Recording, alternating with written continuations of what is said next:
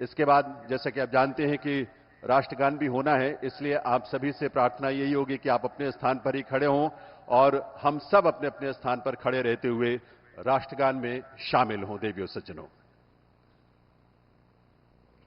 जन गण मन अधिनायक जय हे भारत भाग्य विधाता, पंजाब सिंधु गुजरात मराठा द्राविड़ उत्कल गंगा, विंध्य हिमाचल यमुना गंगा उत्कल जलधि तरंगा, तब शुभ नामे जागे तब शुभ आशीष मांगे, गाहे तब जय गाथा, जन गण मंगल दायक जय हे भारत भाग्य विधाता, जय हे जय हे जय हे जय जय जय जय हे जय। बहुत बहुत आभार निवेदन आप सभी से। आप सभी अपना अपना स्थान ग्रहण करें। देव सज्जनों, नमस्कार। हिंदी दिवस 2024 और चौथे अखिल भारतीय राजभाषा सम्मेलन के उद्घाटन सत्र में हार्दिक स्वागत अभिनंदन है भारत के माननीय गृह एवं सहकारिता मंत्री श्री अमित शाह जी का। माननीय गृह मंत्री महोदय की प्रेरणा से ही हिंदी दिवस और अखिल भारतीय राजभाषा सम्मेलन का आयोजन एक साथ इतने व्यापक स्तर पर हो रहा है और इस क्रम में पहले वाराणसी, सूरत और पुणे के बाद चौथे अखिल भारतीय राजभाषा सम्मेलन और हिंदी दिवस समारोह का शुभारंभ माननीय केंद्रीय गृह मंत्री महोदय के कर कमलों से होने जा रहा है। यह हम सब के लिए सौभाग्य की बात है। राजभाषा हीरक जयंती का अवसर होने से यह आयोजन अपने आप में और भी विशेष और भी विशिष्ट हो गया है। महोदय, बहुत बहुत वंदन अभिनंदन आपका। इस अवसर पर विशिष्ट अतिथि के रूप में यहां गरिमामयी उपस्थिति है राज्यसभा के उपसभापति माननीय श्री हरिवंश जी की, माननीय केंद्रीय गृह राज्य मंत्री श्री नित्यानंद जी और श्री बंडी संजय कुमार जी की, और संसदीय राजभाषा समिति के अध्यक्ष माननीय भर्तृहरि मेहताब जी की। देव्य सज्जनों, आज के इस राष्ट्रीय आयोजन में हिंदी भाषा और साहित्य जगत की प्रख्यात विभूतियां डॉक्टर हरिओम पंवार जी, प्रोफेसर सूर्य प्रसाद दीक्षित जी, डॉक्टर एम गोविंदराजन जी, प्रोफेसर आर.एस. सर्राजू जी, उनकी गरिमामयी उपस्थिति है। आप सभी की करतल ध्वनि के साथ इन सभी विभूतियों का बहुत बहुत वंदन अभिनंदन और स्वागत है आज के इस आयोजन में। साथ ही मंच पर राजभाषा विभाग भारत सरकार की सचिव श्रीमती अंशुली आर्या जी, संयुक्त सचिव डॉक्टर मीनाक्षी जौली जी, यहां सभागार में दर्शक दीर्घा में उपस्थित सभी सम्मानित जनप्रतिनिधिगण, भारत सरकार के माननीय वरिष्ठ अधिकारीगण और आप सभी हिंदी सेवियों का हार्दिक स्वागत अभिनंदन है। इस अवसर पर आप सबको हिंदी दिवस की हार्दिक बधाई और इसके साथ साथ राजभाषा के हीरक जयंती की भी ढेरों शुभकामनाएं और बधाई। और मैं निवेदन करूंगा माननीय केंद्रीय गृह एवं सहकारिता मंत्री महोदय से और मंचासीन विभूतियों से कि इस अवसर पर दीप प्रज्वलन करने की कृपा करें और दीप प्रज्वलन के माध्यम से हिंदी दिवस के इस कार्यक्रम और अखिल भारतीय राजभाषा सम्मेलन जो चौथा सम्मेलन है इसका शुभारंभ करें। श्री गुरुभ्यो नमः। हरि ओम।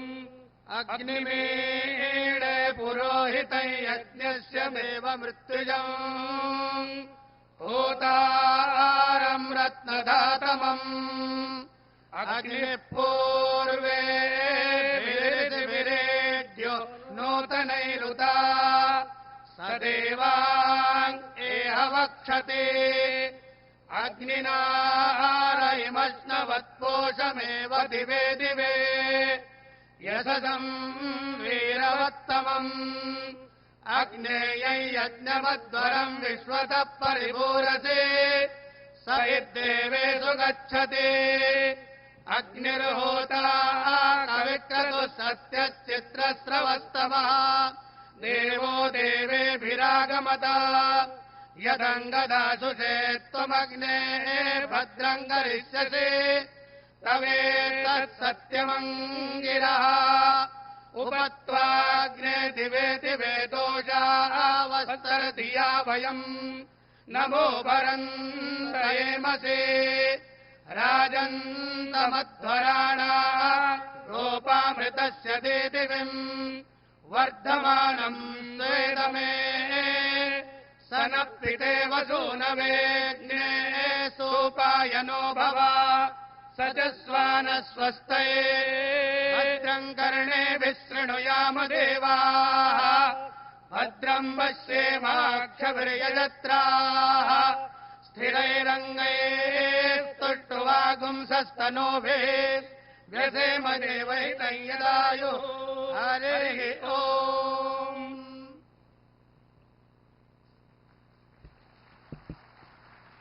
बहुत बहुत आभार माननीय मुख्य अतिथि महोदय का मंचासीन सभी विभूतियों का दीप प्रज्वलन के लिए और आभार दूधेश्वर नाथ वेद विद्यापीठ गाजियाबाद के महंत जी और उनके सभी सहयोगियों का मंत्रोच्चारण के लिए।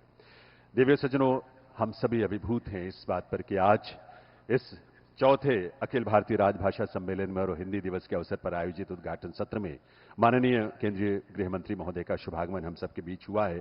मैं राजभाषा विभाग की सचिव अंशुली आर्य जी से निवेदन करूंगा कि इस अवसर पर माननीय मुख्य अतिथि माननीय केंद्रीय गृह एवं सहकारिता मंत्री श्री अमित शाह जी को हीरक जयंती प्रतीक चिन्ह और साथ में एक राष्ट्रीय पुस्तक न्यास द्वारा प्रकाशित पुस्तक राष्ट्रीय एकता और हिंदी भाषा, इस पुस्तक को इस हीरक जयंती प्रतीक चिन्ह के साथ आप सबकी करतल ध्वनि पूरे सम्मान के साथ पूरी ऊर्जा के साथ आपकी करतल ध्वनि यहां तक आनी चाहिए, मंच तक उसकी गूंज।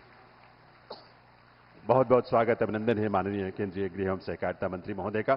मैं राजभाषा विभाग की संयुक्त सचिव डॉक्टर मीनाक्षी जौली से निवेदन करूंगा, राज्यसभा के माननीय उपसभापति श्री हरिवंश जी की गरिमामयी उपस्थिति इस अवसर पर है, उन्हें भी एक हीरक जयंती प्रतीक चिन्ह और ये पुस्तक भेंट कर उनका भी स्वागत, उनका भी अभिनंदन इस अवसर पर करें। ये वो विभूतियां हैं जिन्होंने सार्वजनिक जीवन में हम सबको प्रेरणा दी है और आज इस मंच पर उनकी उपस्थिति को हम नमन करते हैं। श्री राम नरेश शर्मा जी को मैं आमंत्रित करता हूं राजभाषा विभाग की तरफ से कि वे हमारे मंचासीन विभूतियों में माननीय केंद्रीय गृह राज्य मंत्री श्री नित्यानंद राय जी की गरिमामयी उपस्थिति है, उन्हें इस अवसर पर हीरक जयंती प्रतीक चिन्ह भेंट करके उनका भी इस अवसर पर स्वागत। माननीय हरिवंश जी का बहुत बहुत अभिनंदन है, बहुत बहुत स्वागत है। राम नरेश शर्मा जी से निवेदन है माननीय नित्यानंद राय जी केंद्रीय गृह राज्य मंत्री महोदय को यहां हीरक जयंती प्रतीक चिन्ह और साथ में ये बहुत ही उपयोगी बहुत महत्वपूर्ण पुस्तक है राष्ट्रीय एकता और हिंदी भाषा, जिसे राष्ट्रीय पुस्तक न्याय ने प्रकाशित किया है, तो ये प्रतीक चिन्ह ये भेंट करके उनका आपकी करतल ध्वनि आपकी तालियों के साथ देवी सज्जनों आइए अभिनंदन करें, स्वागत करें माननीय श्री नित्यानंद राय जी का, माननीय केंद्रीय गृह राज्य मंत्री महोदय का। श्री अनिल कुमार जी से निवेदन करूंगा राजभाषा विभाग की ओर से श्री बंडी संजय कुमार जी माननीय केंद्रीय गृह राज्य मंत्री महोदय का इस अवसर पर स्वागत करें और उन्हें भी हीरक जयंती प्रतीक चिन्ह भेंट करें इस अवसर पर और साथ में राष्ट्रीय एकता और हिंदी भाषा जो पुस्तक है राष्ट्रीय पुस्तक न्यास द्वारा प्रकाशित वो पुस्तक भी उन्हें भेंट करें। बहुत बहुत स्वागत अभिनंदन आदरणीय केंद्रीय गृह राज्य मंत्री महोदय बंडी संजय कुमार जी का इस अवसर पर उनकी गरिमामयी उपस्थिति के लिए। राजेश श्रीवास्तव जी को आमंत्रित करता हूं राजभाषा विभाग की तरफ से और वे संसदीय राजभाषा समिति के उपाध्यक्ष माननीय भर्तृहरि मेहताब जी को इस अवसर पर उनकी गरिमामयी उपस्थिति के लिए उन्हें भेंट करेंगे ये हीरक जयंती प्रतीक चिन्ह और साथ में पुस्तक और आपकी करतल ध्वनि के साथ सम्मान के साथ आपकी तालियों की गूंज मंच तक आएगी। मैं अभिलाषा मिश्रा जी को इसके बाद आमंत्रित करता हूं। हिंदी के बहुत ही प्रख्यात कवि डॉक्टर हरिओम पवार जी की मंच पर गरिमामयी उपस्थिति है। अभिलाषा जी से निवेदन है ये हिंदी भाषा, हिंदी साहित्य और हिंदी का जो व्यापक परिदृश्य है उसमें अपने बहुत महत्वपूर्ण योगदान से हम सबके लिए प्रेरणा के रूप में आज उपस्थित हैं। आपके करतल ध्वनि के साथ डॉक्टर हरिओम पवार जी, बहुत बहुत स्वागत अभिनंदन है। भावना सक्सेना जी को मैं इसके बाद मंच पर आने के लिए निवेदन करूंगा और भावना जी यहां हिंदी के बहुत ही प्रख्यात कवि और विद्वान प्रोफेसर सूर्य प्रसाद दीक्षित जी की गरिमामयी उपस्थिति है, उनका भी इस अवसर पर स्वागत अभिनंदन करने के लिए उन्हें भी हीरक जयंती प्रतीक चिन्ह और साथ में राष्ट्रीय पुस्तक न्यास द्वारा प्रकाशित ये पुस्तक राष्ट्रीय एकता और हिंदी भाषा ये पुस्तक भेंट कर उनका भी स्वागत अभिनंदन करने के लिए। और इसके बाद संतोष कुमार जी को मैं आमंत्रित करता हूं। यहां मंच पर विराजमान डॉक्टर एम गोविंदराजन जी दक्षिण भारत से और हिंदी से भी पूरे देश में उनके प्रति जो हमारे मन में एक प्रेरणा का भाव और आस्था का भाव है, हिंदी को पूरी तरह से समर्पित विभूति डॉक्टर एम गोविंदराजन जी, उनका भी इस अवसर पर बहुत बहुत स्वागत अभिनंदन है। नरेश महिचा जी को इसके बाद में आमंत्रित करूंगा राजभाषा विभाग की तरफ से। मंच पर विराजमान प्रोफेसर आर.एस. सर्राजू जी का अभिनंदन और स्वागत करने के लिए। देवियों सज्जनों, ये वो विभूतियां हैं जिन्होंने हिंदी के प्रति, हिंदी भाषा, हिंदी साहित्य और अनुवाद के माध्यम से इसको बहुत व्यापक फलक दिया है, आसमान दिया है। ऐसी प्रोफेसर आर.एस. सर्राजू जी का बहुत बहुत स्वागत, अभिनंदन है। तो इन सभी विभूतियों का और आप सभी दर्शक दीर्घा में उपस्थित सम्मानित अतिथियों का और हिंदी सेवियों का बहुत बहुत स्वागत, बहुत बहुत अभिनंदन है। हिंदी भाषा नहीं, शब्दों का संग्रह नहीं, ये हमारी संस्कृति है, मान्यता है, परंपराओं का संग्रह है। इसे सहेजते हुए आगे बढ़ाना है। इसी संकल्प के साथ अनुरोध करूंगी माननीय अंशुली आर्या जी, सचिव राजभाषा विभाग, कि आप स्वागत संबोधन एवं कार्यक्रम के परिचय के लिए पधारें। जोरदार तालियों के बीच अंशुली आर्या जी। माननीय गृह एवं सहकारिता मंत्री श्री अमित शाह जी, राज्यसभा के माननीय उपसभापति श्री हरिवंश जी, माननीय गृह राज्य मंत्री श्री नित्यानंद राय जी, माननीय गृह राज्य मंत्री श्री बंडी संजय कुमार जी, मंचासीन संसदीय राजभाषा समिति के माननीय उपाध्यक्ष श्री भर्तरी मेहताब जी और सभागार में उपस्थित समिति के अन्य माननीय सदस्यगण, मंचासीन हिंदी जगत की विशिष्ट विभूतियां आदरणीय प्रोफेसर सूर्य प्रसाद दीक्षित जी, डॉक्टर हरिओम पवार जी और दक्षिण भारत के विद्वान श्री एम गोविंद राजन जी और श्री एस.आर. सर्राजू जी, सभागार में उपस्थित भारत सरकार के सचिवगण, विभिन्न बैंकों और सार्वजनिक क्षेत्र के उपक्रमों से आए मुख्य कार्यपालक अधिकारीगण, अर्धसैनिक बलों के महानिदेशक महोदय, राजभाषा विभाग की संयुक्त सचिव मीनाक्षी जौली, देश भर से इस आयोजन में पधारे अधिकारी, हिंदी के विद्वजन, मीडिया कर्मी, सभागार में उपस्थित सभी गणमान्य महानुभाव, देवियों और सज्जनों, नमस्ते। आज हिंदी दिवस समारोह 2024 तथा चतुर्थ अखिल भारतीय राजभाषा सम्मेलन के आयोजन के शुभ अवसर पर मैं आप सबका हार्दिक स्वागत करती हूं। आज का ये आयोजन विशेष है क्योंकि आज हम संविधान सभा द्वारा हिंदी को राजभाषा का दर्जा दिए जाने के 75 वर्ष पूर्ण कर रहे हैं। हमारा उल्लास और बढ़ रहा है क्योंकि राजभाषा हिंदी की हीरक जयंती का ये ऐतिहासिक सम्मेलन हम भारतीय संस्कृति और देश की प्रगति के प्रतीक भारत मंडपम में मना रहे हैं।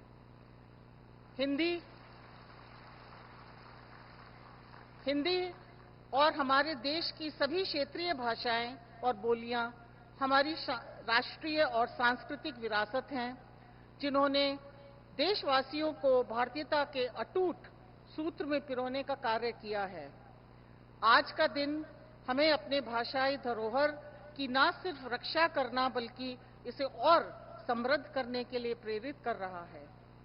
आज के पावन अवसर पर मैं माननीय गृह एवं सहकारिता मंत्री जी का अभिनंदन करती हूँ। समारोह में आपकी गरिमामयी उपस्थिति के लिए राजभाषा और राजभाषा विभाग को सदैव अपना बहुमूल्य मार्गदर्शन देने के लिए मैं आपका हार्दिक आभार व्यक्त करती हूँ। माननीय प्रधानमंत्री जी की प्रेरणा और माननीय गृह मंत्री जी के संकल्पित और प्रेरक व्यक्तित्व से राजभाषा विभाग ने कुछ वर्षों में बहुत उल्लेखनीय उपलब्धियां हासिल की हैं। गत वर्षों में भाषाई उत्सव के रूप में आयोजित अखिल भारतीय राजभाषा सम्मेलनों में माननीय गृह मंत्री जी ने जो प्रेरक उद्बोधन दिए हैं, वे भी आज भी हमें एक नई दिशा और ऊर्जा देते हैं। आज के कार्यक्रम में माननीय गृह मंत्री जी का बहुत बहुत स्वागत है। मंच पर उपस्थित राज्यसभा के उपसभापति माननीय श्री हरिवंश जी का भी हार्दिक स्वागत है। हम सब जानते हैं कि आप हिंदी के प्रति विशेष अनुराग रखते हैं और हिंदी पत्रकारिता में आपका अहम योगदान रहा है। आज हिंदी के शुभ अवसर पर आपकी उपस्थिति और बहुमूल्य विचारों से हम निश्चित रूप से लाभान्वित होंगे। मंचासीन गृह राज्य मंत्रीगण का स्वागत करने में भी मुझे बहुत प्रसन्नता हो रही है। राजभाषा विभाग को आपका स्नेहपूर्ण मार्गदर्शन निरंतर मिलता रहता है, जिसके लिए हम आपके अत्यंत आभारी हैं महोदय। हम जानते हैं कि हिंदी के प्रचार प्रसार में और विकास की गति को बढ़ाने में संसदीय राजभाषा समिति का बहुत महत्वपूर्ण योगदान रहता है।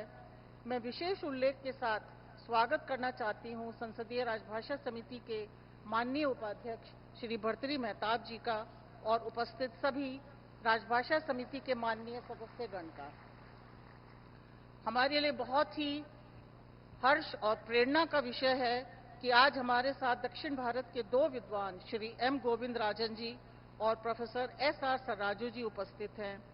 इसी प्रकार हिंदी साहित्य के प्रतिष्ठित गद्यकार आदरणीय प्रोफेसर सूर्य प्रसाद दीक्षित जी और राष्ट्रभक्ति के प्रसिद्ध कवि डॉक्टर हरिओम पवार जी भी आज हमारी मंच की शोभा बढ़ा रहे हैं। आपका बहुत बहुत स्वागत है मान्यवर।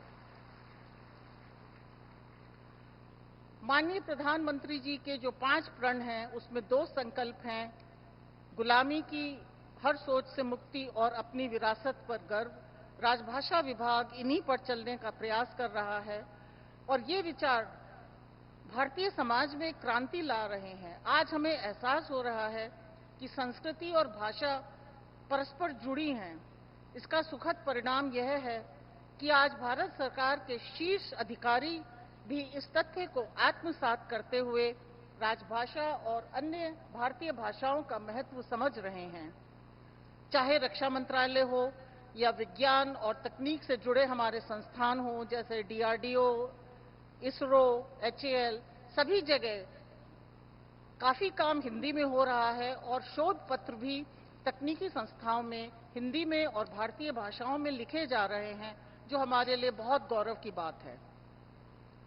मुझे स्मरण है माननीय गृह मंत्री जी ने हिंदी और भारतीय भाषाओं के बीच परस्पर संबंध को मजबूत करने के लिए अपनी संकल्पना हमारे सामने प्रस्तुत की थी और उसी को साकार करते हुए बृहद शब्दकोश हिंदी शब्द सिंधु का निर्माण किया जा रहा है। इसको अधिक से अधिक उपयोगी बनाने के लिए हम निरंतर कार्य कर रहे हैं। इसी क्रम में आज के आयोजन में माननीय गृह मंत्री जी के कर कमलों से भारतीय भाषा अनुभाग का भी उद्घाटन किया जाएगा। इसमें संविधान की 8वीं सूची की 15 भारतीय भाषाओं में अनुवाद की सार्वभौमिक व्यवस्था विकसित करने का लक्ष्य है। यह अत्यंत ही हमारे लिए हर्ष का विषय है कि आज राजभाषा हीरक जयंती के अवसर पर माननीय गृह मंत्री जी द्वारा एक डाक टिकट और एक स्मारक सिक्का भी जारी किया जाएगा। आज प्रतिष्ठित राजभाषा कीर्ति और राजभाषा गौरव पुरस्कार दिए जाएंगे। मैं सभी पुरस्कार विजेताओं को बधाई देती हूं। आप सभी से अनुरोध है कि उद्घाटन सत्र के बाद वाले महत्वपूर्ण सत्रों में भी कृपया अपनी सक्रिय भागीदारी बनाए रहें। आज के इस शुभ अवसर पर मैं देश के विभिन्न भागों से आए सभी अधिकारीगण, हिंदी सेवियों, साहित्यकारों, भाषाविदों, भाषा प्रेमियों और मीडियाकर्मी का स्वागत करती हूं। इतनी बड़ी संख्या में आप सबका आना हमारे लिए बहुत सम्मानजनक है और उत्साहवर्धक है। एक बार पुनः विशिष्ट अतिथियों को और आप सभी को हिंदी दिवस हीरक जयंती समारोह 2024 और चतुर्थ अखिल भारतीय राजभाषा सम्मेलन में हार्दिक अभिनंदन और स्वागत। हिंदी दिवस की हार्दिक शुभकामनाएं। धन्यवाद। जय हिंद।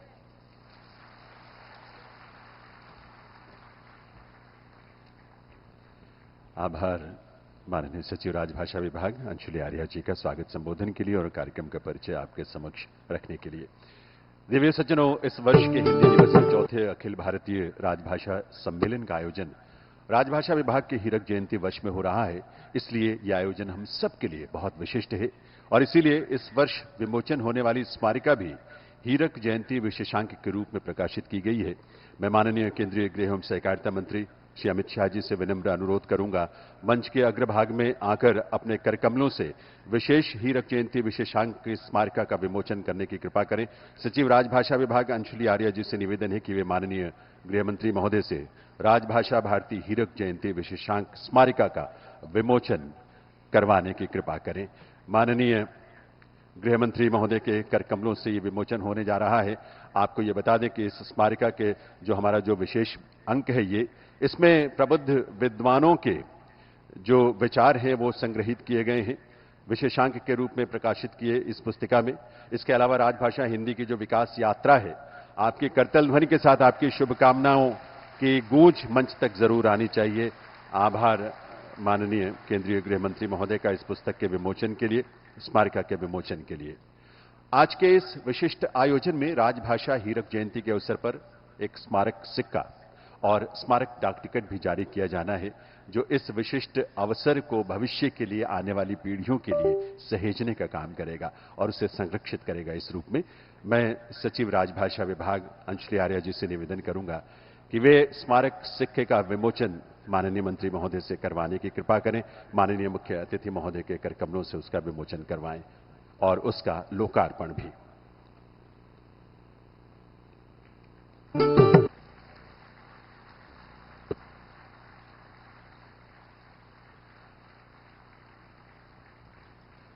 पचहत्तर वर्षों की अनुपम यात्रा राजभाषा विभाग की और इस रूप में देश के लिए, देश की प्रगति के लिए और इसमें हिंदी की केंद्रीय भूमिका अन्य भारतीय भाषाओं के साथ किस रूप में हो सकती है, उसके लिए ये संकल्प है और उस संकल्प का प्रतीक जो भविष्य की पीढ़ियों के लिए है, ये स्मारक सिक्का, जिसका विमोचन, जिसका लोकार्पण माननीय गृह मंत्री महोदय ने किया है। आज के इस अवसर पर एक स्मारक डाक टिकट भी राजभाषा के हीरक जयंती वर्ष के उपलक्ष्य में, जो कि भारत सरकार के डाक विभाग ने तैयार किया है, उसका विमोचन माननीय केंद्रीय गृह मंत्री महोदय द्वारा किया जाएगा। मुख्य postmaster general colonel Akhilesh Kumar Pandey से मैं निवेदन करूंगा कि जारी होने वाले स्मारक डाक टिकट की पहली एल्बम माननीय केंद्रीय गृह मंत्री महोदय को भेंट करें, जो इसका लोकार्पण करेंगे इसका विमोचन करने के बाद।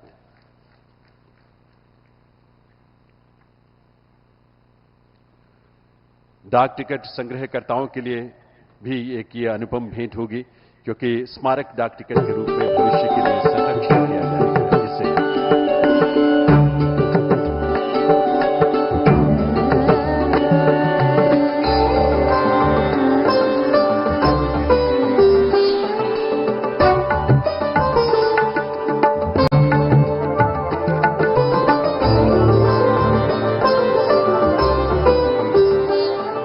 बहुत आभार माननीय केंद्रीय गृह मंत्री महोदय का।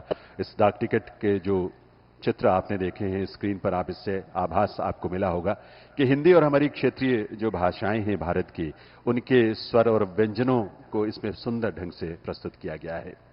देवियों सज्जनों, माननीय प्रधानमंत्री महोदय की प्रेरणा और माननीय केंद्रीय गृह मंत्री महोदय के निर्देश पर राजभाषा विभाग द्वारा भारतीय भाषा अनुभाग की स्थापना की गई है। भारतीय भाषा अनुभाग के माध्यम से हिंदी सहित जो विभिन्न भारतीय भाषाएं हैं, उनके बीच एक अनूठा समन्वय और तालमेल होगा और ये एक सुंदर संगम होगा। मैं माननीय केंद्रीय गृह एवं सहकारिता मंत्री महोदय से विनती करूंगा, रिमोट का बटन दबाकर भारतीय भाषा अनुभाग का शुभारंभ करने की कृपा करें।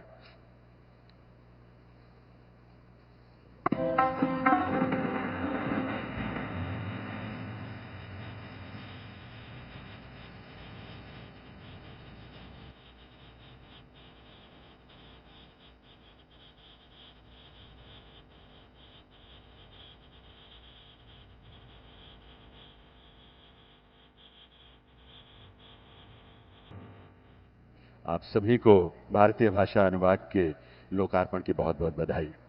आज हिंदी दिवस और चौथे अखिल भारतीय राजभाषा सम्मेलन के उद्घाटन सत्र में विभिन्न क्षेत्रों में और विभिन्न क्षेत्रों की हिंदी में प्रकाशित 4 महत्वपूर्ण पुस्तकें हैं, उनका लोकार्पण भी माननीय केंद्रीय गृह एवं सहकारिता मंत्री महोदय के करकमलों से होना है।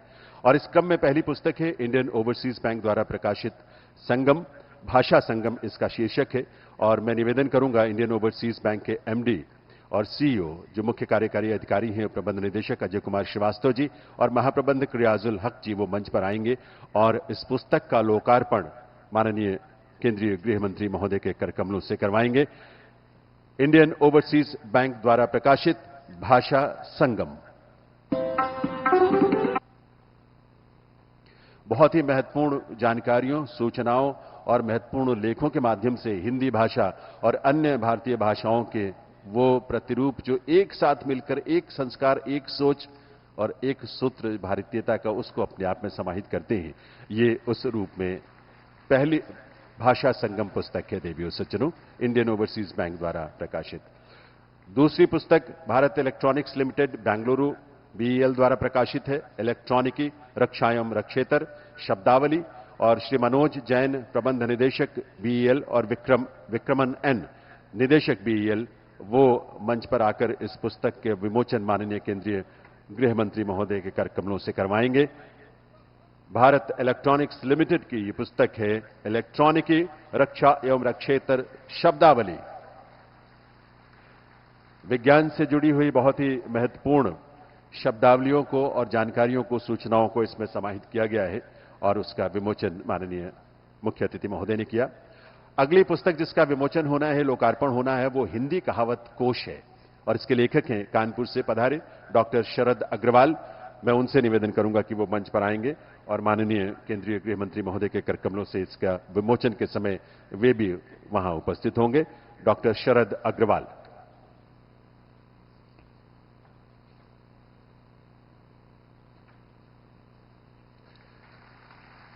हिंदी को भाषा के रूप में समृद्धि की ओर अग्रसर करने में, उस साहित्य को और साहित्य से जुड़ी पुस्तकों का भंडार है, उसे समृद्ध करने में इन सभी पुस्तकों का बहुत महत्वपूर्ण भूमिका है इनकी। डीआरडीओ यानी रक्षा अनुसंधान और विकास संगठन ने भी हिंदी में एक बहुत ही रोचक और जानकारियों से युक्त पुस्तक प्रकाशित की है जिसका शीर्षक है विज्ञान और विहान। सुनील शर्मा जी निदेशक मुख्यालय, सुजीत कुमार मेहता जी सहायक निदेशक राजभाषा और श्रीमती अरुणा कमल जी सहायक निदेशक राजभाषा, इस पुस्तक के विमोचन के अवसर पर वे भी मंच पर होंगे।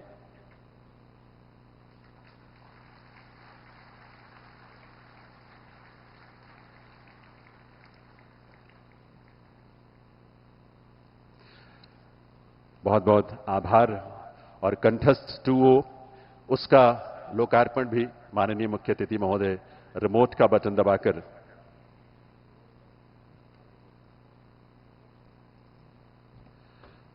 कंठस्थ राजभाषा विभाग द्वारा जो विकसित की गई और लगातार उसमें सुधार करने की प्रक्रिया भी जारी रही है, तो उसका भी लोकार्पण माननीय मुख्य अतिथि महोदय के तरफ से। ये डीआरडीओ के साथ इंटीग्रेटेड, एकीकृत करके ये प्रयास है जिसका ये लोकार्पण माननीय मुख्य अतिथि महोदय ने अपने कर्तव्यों से किया। वलस्य मूलम विज्ञानम, उस भाव के साथ, सादर्श के साथ, जिसका होम पेज यहां आप देख सकते हैं। बहुत आभार। अपनी वाणी से जन जन ने हिंदी का रूप तराशा है, अपने देश का गौरव है, यही भविष्य की आशा है और इसी आशा के उज्जवल पंखों से देश का जो मान बढ़ा रहे हैं, उनका सम्मान इस सौजन्य मंच के माध्यम से राजभाषा हीरक जयंती के सुअवसर पर राजभाषा कीर्ति और राजभाषा गौरव पुरस्कार के प्रथम पुरस्कार विजेताओं को अब पुरस्कार वितरण। मैं अनुरोध करूंगी सबसे पहले श्री वी श्रीनिवास जी, सचिव प्रशासनिक सुधार और लोक शिकायत विभाग, आप मंच पर पधारने का कष्ट करें। 300 से कम कार्मिकों वाले मंत्रालय विभाग के अंतर्गत आप प्रथम पुरस्कार विजेता हैं।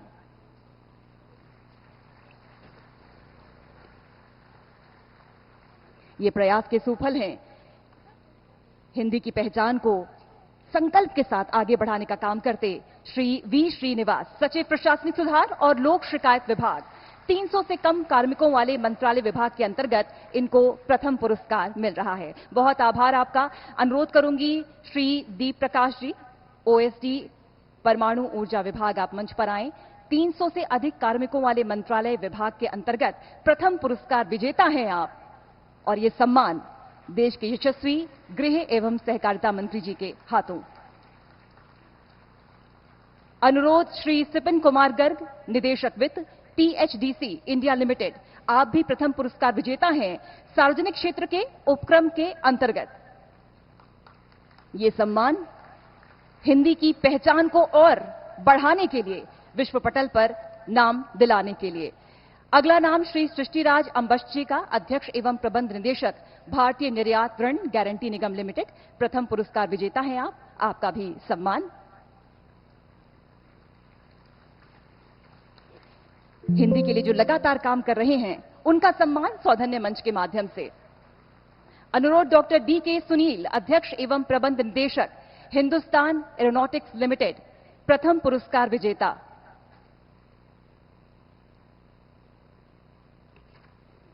भाषा ही राष्ट्र का जीवन है और इस जीवन को सुंदर और सरल बनाने के लिए लगातार प्रयासरत हैं, आपका भी आभार। इसी क्रम में अगला नाम श्रीमती निधि पांडे जी, आयुक्त केंद्रीय विद्यालय संगठन, प्रथम पुरस्कार विजेता हैं आप। भारत सरकार के बोर्ड, स्वायत्त निकाय, ट्रस्ट, सोसाइटी आदि के अंतर्गत आपको भी प्रथम पुरस्कार से नवाजा जाता है। सम्मान सदैव हौसला बढ़ाते हैं और आप इसी ऊंचे हौसले के साथ लगातार हिंदी के लिए काम करते रहें। बहुत आभार आपका। अनुरोध डॉक्टर मिनेश शाह, अध्यक्ष एवं प्रबंध निदेशक, राष्ट्रीय डेयरी विकास बोर्ड, प्रथम पुरस्कार विजेता, आप भी आए।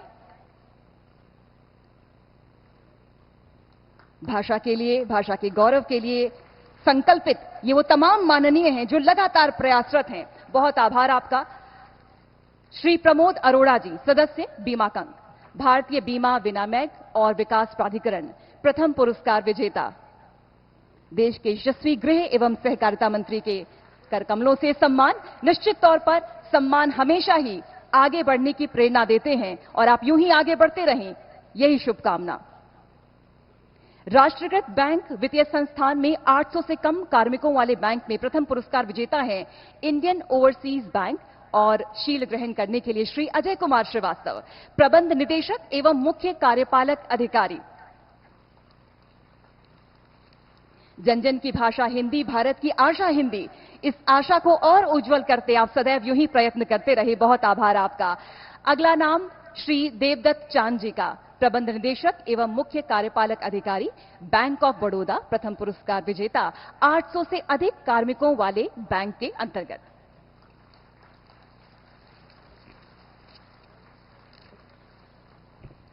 और देवीय सज्जनों, राष्ट्रभाषा गौरव पुरस्कार के बाद अब राजभाषा कीर्ति पुरस्कार के बाद गौरव पुरस्कारों की बारी है। और इस क्रम में भारत के नागरिकों के लिए ज्ञान विज्ञान की श्रेणी में मौलिक पुस्तक लेखन के लिए पहला पुरस्कार विज्ञान और ब्रह्मांड को गिरीश चंद्र जोशी जी, उन्हें आमंत्रित करता हूं मैं।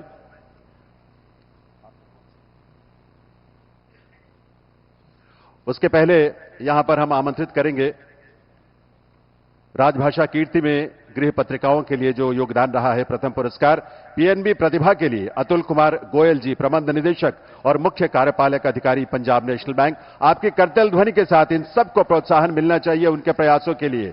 क क्षेत्र में ये पुरस्कार गृह पत्रिकाओं के लिए राजभाषा कीर्ति पुरस्कार के रूप में ये सम्मान गृह मंत्री महोदय के करकमलों से। ख क्षेत्र में प्रथम पुरस्कार विजेता विवेक कुमार जी, नियंत्रक सैक, अंतरिक्ष उपयोग केंद्र सैक, अभिव्यक्ति के लिए प्रथम पुरस्कार प्रदान किया जा रहा है।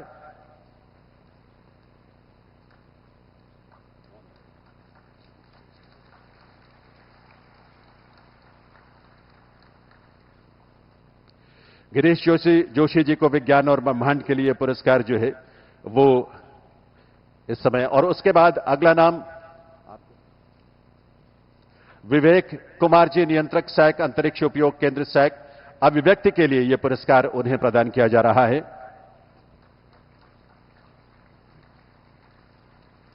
और इसके बाद के सत्यनारायण राजू जी, प्रबंध निदेशक एवं मुख्य कार्यकारी अधिकारी, कैनरा ज्योति के लिए यह पुरस्कार गौ क्षेत्र से वो प्राप्त कर रहे हैं यहां इस मंच पर।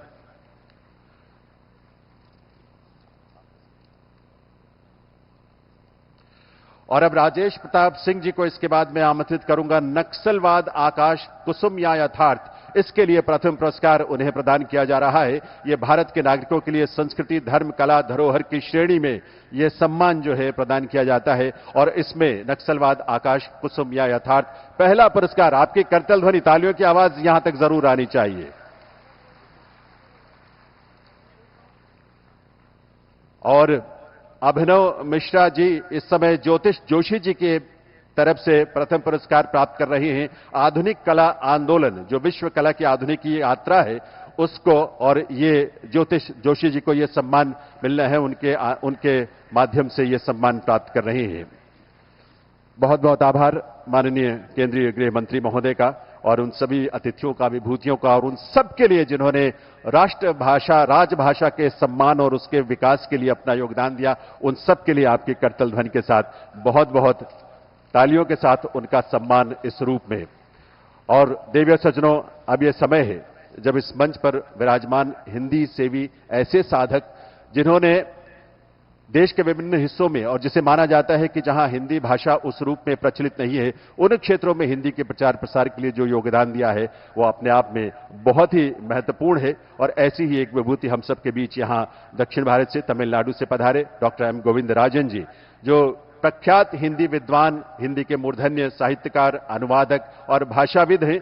मैं उनसे निवेदन करूंगा डॉक्टर एम गोविंदराजन जी से कि वे इस अवसर पर अपने संबोधन के लिए, अपने शुभकामनाओं के लिए जरा यहां पधारें। माननीय डॉक्टर एम गोविंदराजन जी, और उनके योगदान के लिए हम सब मिलकर तालियां जरूर बजाएं। हिंदी के क्षेत्र में जो उन्होंने अपना योगदान दिया है, गोस्वामी तुलसीदास कृत रामचरितमानस गद्य रूप का तमिल भाषा में उन्होंने अनुवाद किया। गोस्वामी तुलसीदास की बहुत सारी रचनाओं का तमिल भाषा में अनुवाद किया आदरणीय डॉक्टर एम गोविंदराजन जी।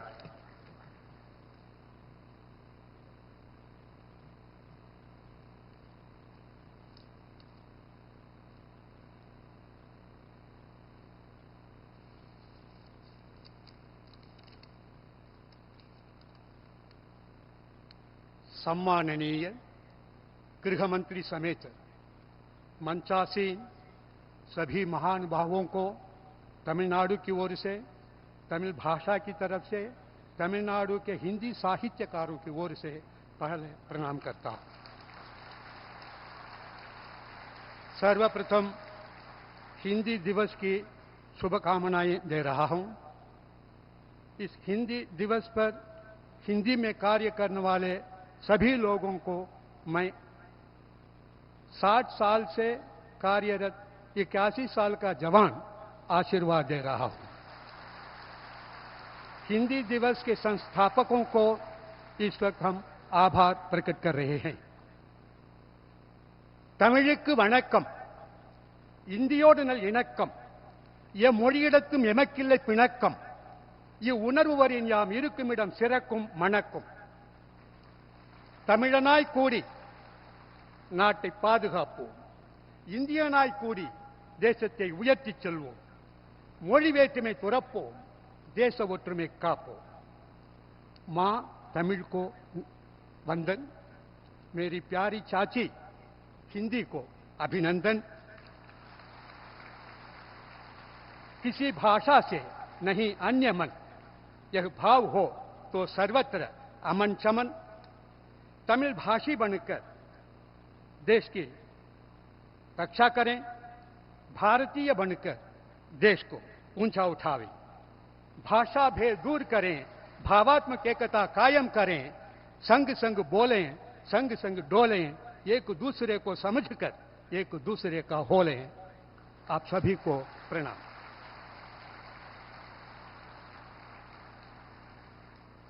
ஈன்று புறந்தருதல் என் தலை கடனே, சான்றோன் ஆக்குதல் தந்தைக்கு கடனே, வேல்வடித்து கொடுத்தல் கொல்லர்க்கு கடனே, நன்னடை நல்கள் வேந்தர்க்கு கடனே, ஒல்குவாள் அஞ்சும் सममुरुकी களிரறிந்து பெயர்தல் काले கடனே। मैं तमिल भाषा के संगमकालीन साहित्य के इस पद्य से आप लोगों को आज के जमाने पर ले जाना चाहता हूं। मतलब है, जन्म देकर विश्व को देना मेरा काम है, मां का काम है। जन्म देकर विश्व को देना मां का काम है। विद्वान बनाकर उसको उन्नत करना पिता का काम है।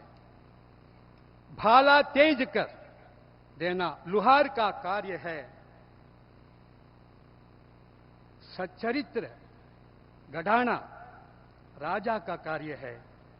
उज्जवल तलवार चलाकर युद्ध में गज को मारकर विजय दिलाना युवा का कार्य है। ये संगमकालीन साहित्य, जिसने कहा यादुम मूरे यावरुम केलिर, सारी दुनिया हमारी है, सभी लोग हमारे बंधुजन हैं। उसमें पोन्मुडियार कहते हैं कि जन्म देना, भारत मां हमारा जन्म देती है ना, इसीलिए वहां मां का काम हो जाता है। विद्वान बनाकर उन्नत करना पिता का कार्य है, उसे हमारा शिक्षा मंत्रालय कर लेता है। और भाला तेज करना, यानी उस जमाने में लुहार का कार्य था, आजकल उसको DRDO कर लेता है, रक्षा मंत्रालय कर लेता है।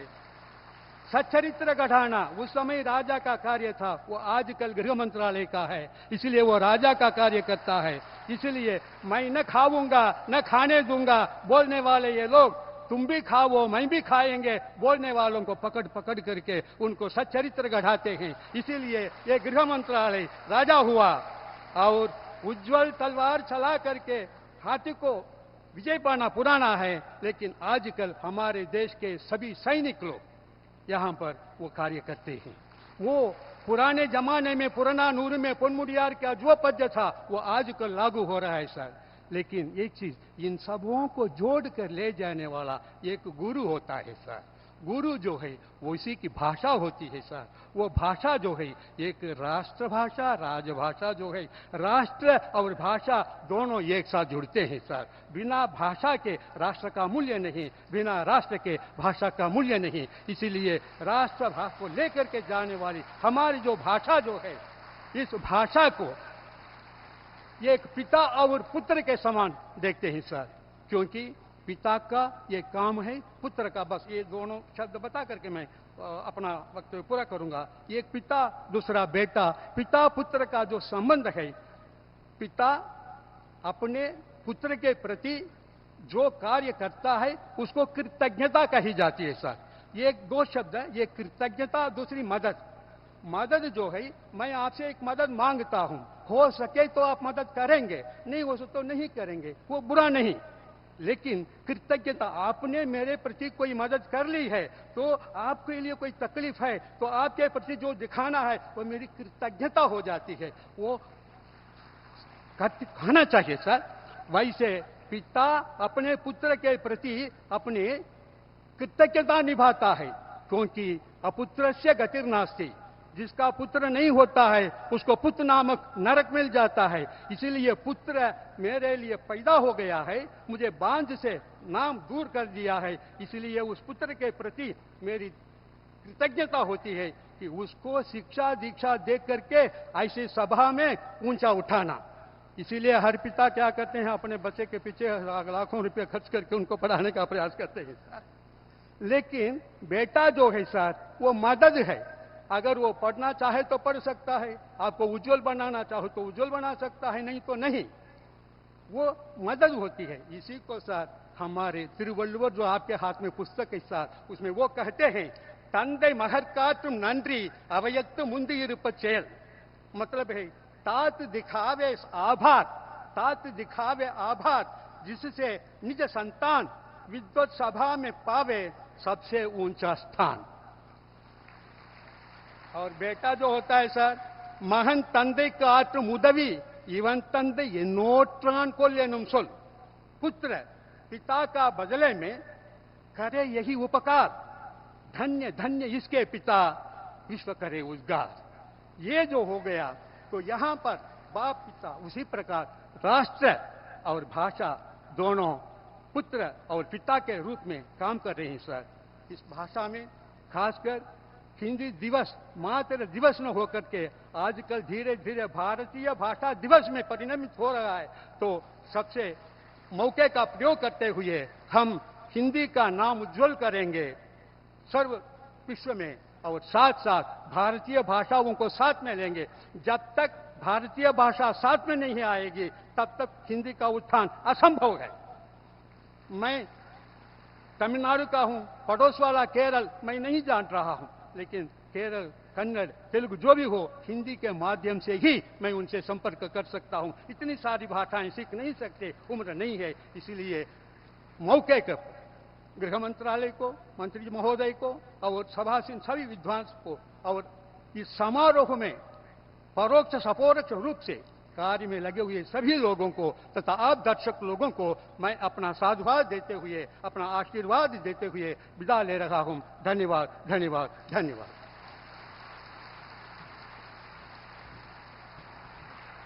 आभार आपका आदरणीय।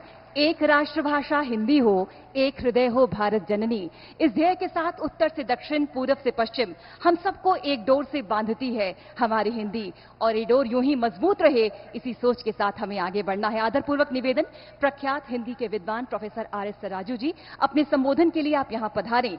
दक्षिण भारत में हिंदी के प्रचार प्रसार के लिए आपकी लिखी पुस्तकें और शोध अनुकरणीय है। जोरदार तालियों के बीच प्रोफेसर आर.एस. सराजू जी।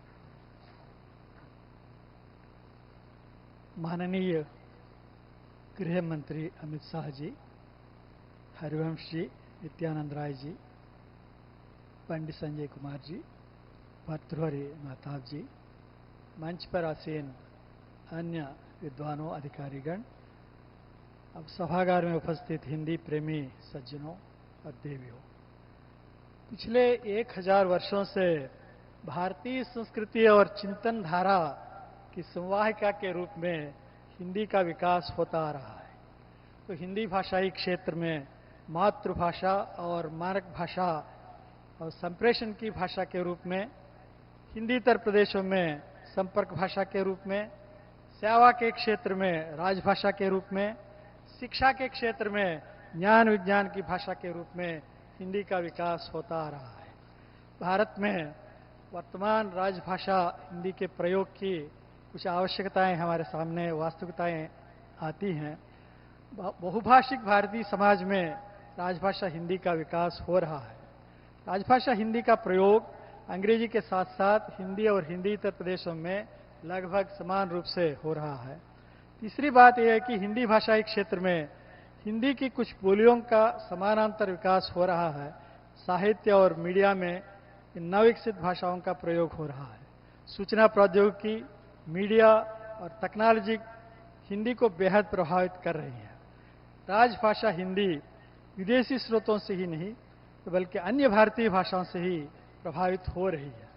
तो हिंदी भाषा भिन्न भिन्न भाषाओं से ग्रहण करती हुई अपने अस्तित्व को दर्शाती हुई समकालीन जीवन प्रणालियों, भौतिक आर्थिक गतिविधियों, संस्कृति और व्यापक भारतीय चेतना को अभिव्यक्त करती आई है। वर्तमान समय में भाषा निरपेक्ष विकास प्रवाह भाषा प्रयोग की वास्तविकताओं को बेहद प्रभावित कर रहा है। वर्तमान सूचना संप्रेषण की प्रक्रिया भाषा प्रयोग के संदर्भ में व्याकरण निर्धारणवाद की सीमाओं को तोड़कर आगे जाने की कोशिश कर रही है। ऐसे संदर्भ में हम आत्मनिर्भर एवं स्वयं समृद्ध भारत का निर्माण करना चाहते हैं। हमारे नेताओं ने गहरी दार्शनिक दृष्टि से यह नारा दिया है कि हमें आत्मनिर्भर और स्वयं समृद्ध बनना चाहिए। इसीलिए शिक्षा के क्षेत्र में भारतीय ज्ञान परंपरा के साथ जोड़ते हुए हम अपनी चिंतन धारा और संस्थाओं का विकास करना चाहते हैं। भारतीय भाषाओं के साथ जोड़कर हिंदी को समृद्ध करना चाहते हैं। शिक्षा के क्षेत्र में पदार्पण करने वाले नए नए भारतीय सामाजिक वर्ग हिंदी के माध्यम से, राजभाषा के माध्यम से अध्ययन करना चाहते हैं। मानव संसाधनों के विकास के संदर्भ में भी व्यापक जनतांत्रिक भारतीय समाज के निर्माण में भारतीय सामाजिक समुदायों के विकास की दृष्टि से आज फिर एक बार राजभाषा हिंदी और भारतीय भाषाओं के प्रयोग के प्रति हमें अपनी वचनबद्धता प्रकट करना चाहते हैं। संप्रेषण, संपर्क, सेवा और शिक्षा के क्षेत्र में हिंदी के प्रयोग को विस्तार देना चाहते हैं। नए ज्ञानाधारित भारतीय समाज को हम अपने भविष्य की भाषा के रूप में हिंदी के साथ विकसित करना चाहते हैं। तो हिंदी हमारे भविष्य की भाषा है, हमारे चिंतन की भाषा है, जनता की भाषा है, हमारी अपनी भाषा है। इसके प्रयोग के प्रति फिर एक बार हम अपनी वचनबद्धता इस हिंदी दिवस के अवसर पर प्रकट करेंगे और राजभाषा और संस्थापरक हिंदी भाषा प्रयोग की समस्याओं को लेकर आगे शोध भी करते जाएंगे और हमारी संस्थाओं में नई ऊर्जा भरेंगे और संस्थापरक भाषा प्रयोग और हिंदी भाषा के प्रयोग के बल पर भारत में ज्ञान विज्ञान को विस्तार देंगे। जय हिंद, जय भारत।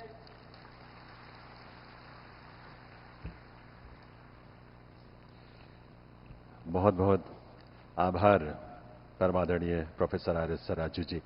बहुत ही प्रख्यात विद्वान है, हिंदी का हिंदी के क्षेत्र में और हिंदी भाषा के विस्तार को लेकर, उसके प्रचार प्रसार को लेकर आपका योगदान बहुत अनुकरणीय है। देवियों सज्जनों, भारत देश ने लगभग 800 वर्षों तक विदेशी आक्रांताओं की क्रूरता और गुलामी का दंश झेला। 15 अगस्त 1947 को हम आजाद हुए, लेकिन फिर भी गुलामी की मानसिकता से हमें पूरी तरह से मुक्ति नहीं मिली। और इसीलिए माननीय प्रधानमंत्री श्री नरेंद्र मोदी जी ने पंच प्रण का आह्वान जब देशवासियों से किया, तो उसमें एक गुलामी की मानसिकता से मुक्ति का आह्वान भी था। गुलामी और दुर्दिन की पीड़ा को जब एक प्रखर राष्ट्रवादी कवि शब्द देता है, स्वर देता है, तो उसके स्वर से जो गूंज निकलती है, घायल भारत माता की तस्वीर दिखाने लाया हूं, मैं भी गीत सुना सकता हूं शबनम के अभिनंदन के, मैं भी ताज पहन सकता हूं नंदन बन के चंदन के, लेकिन जब तक पगडंडी से संसद तक कोलाहल है, तब तक केवल गीत पढ़ूंगा जनगण मन के क्रंदन के। डॉक्टर हरिओम पंवार जी, राष्ट्रीय अस्मिता के ऐसे गायक, वीर रस के ऐसे प्रखर कवि, हिंदी से भी, उनसे निवेदन करता हूं कि वे इस अवसर पर अपने संबोधन के लिए पधारें। डॉक्टर हरिओम पंवार जी, तालियों की आवाज आप सबकी तरफ से खूब सारी आनी चाहिए, ऊर्जा के साथ।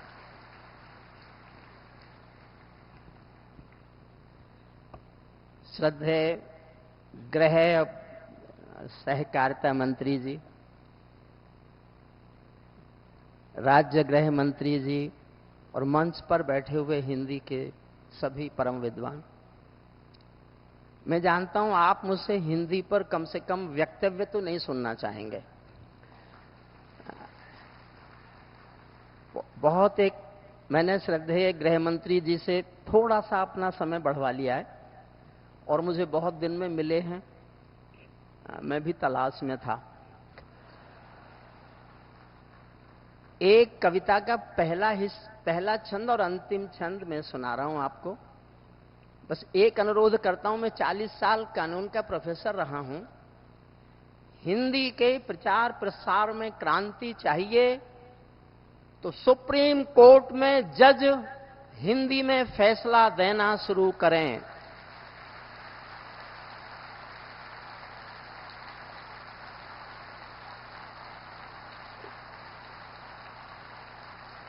हम 75 साल में हमारे एडवोकेट सुप्रीम कोर्ट में हिंदी में प्लीड नहीं कर सकते, और हमारे हिंदी के संविधान की हिंदी वर्जन है उसकी सुप्रीम कोर्ट में मान्यता नहीं है, अंग्रेजी वर्जन की मान्यता है।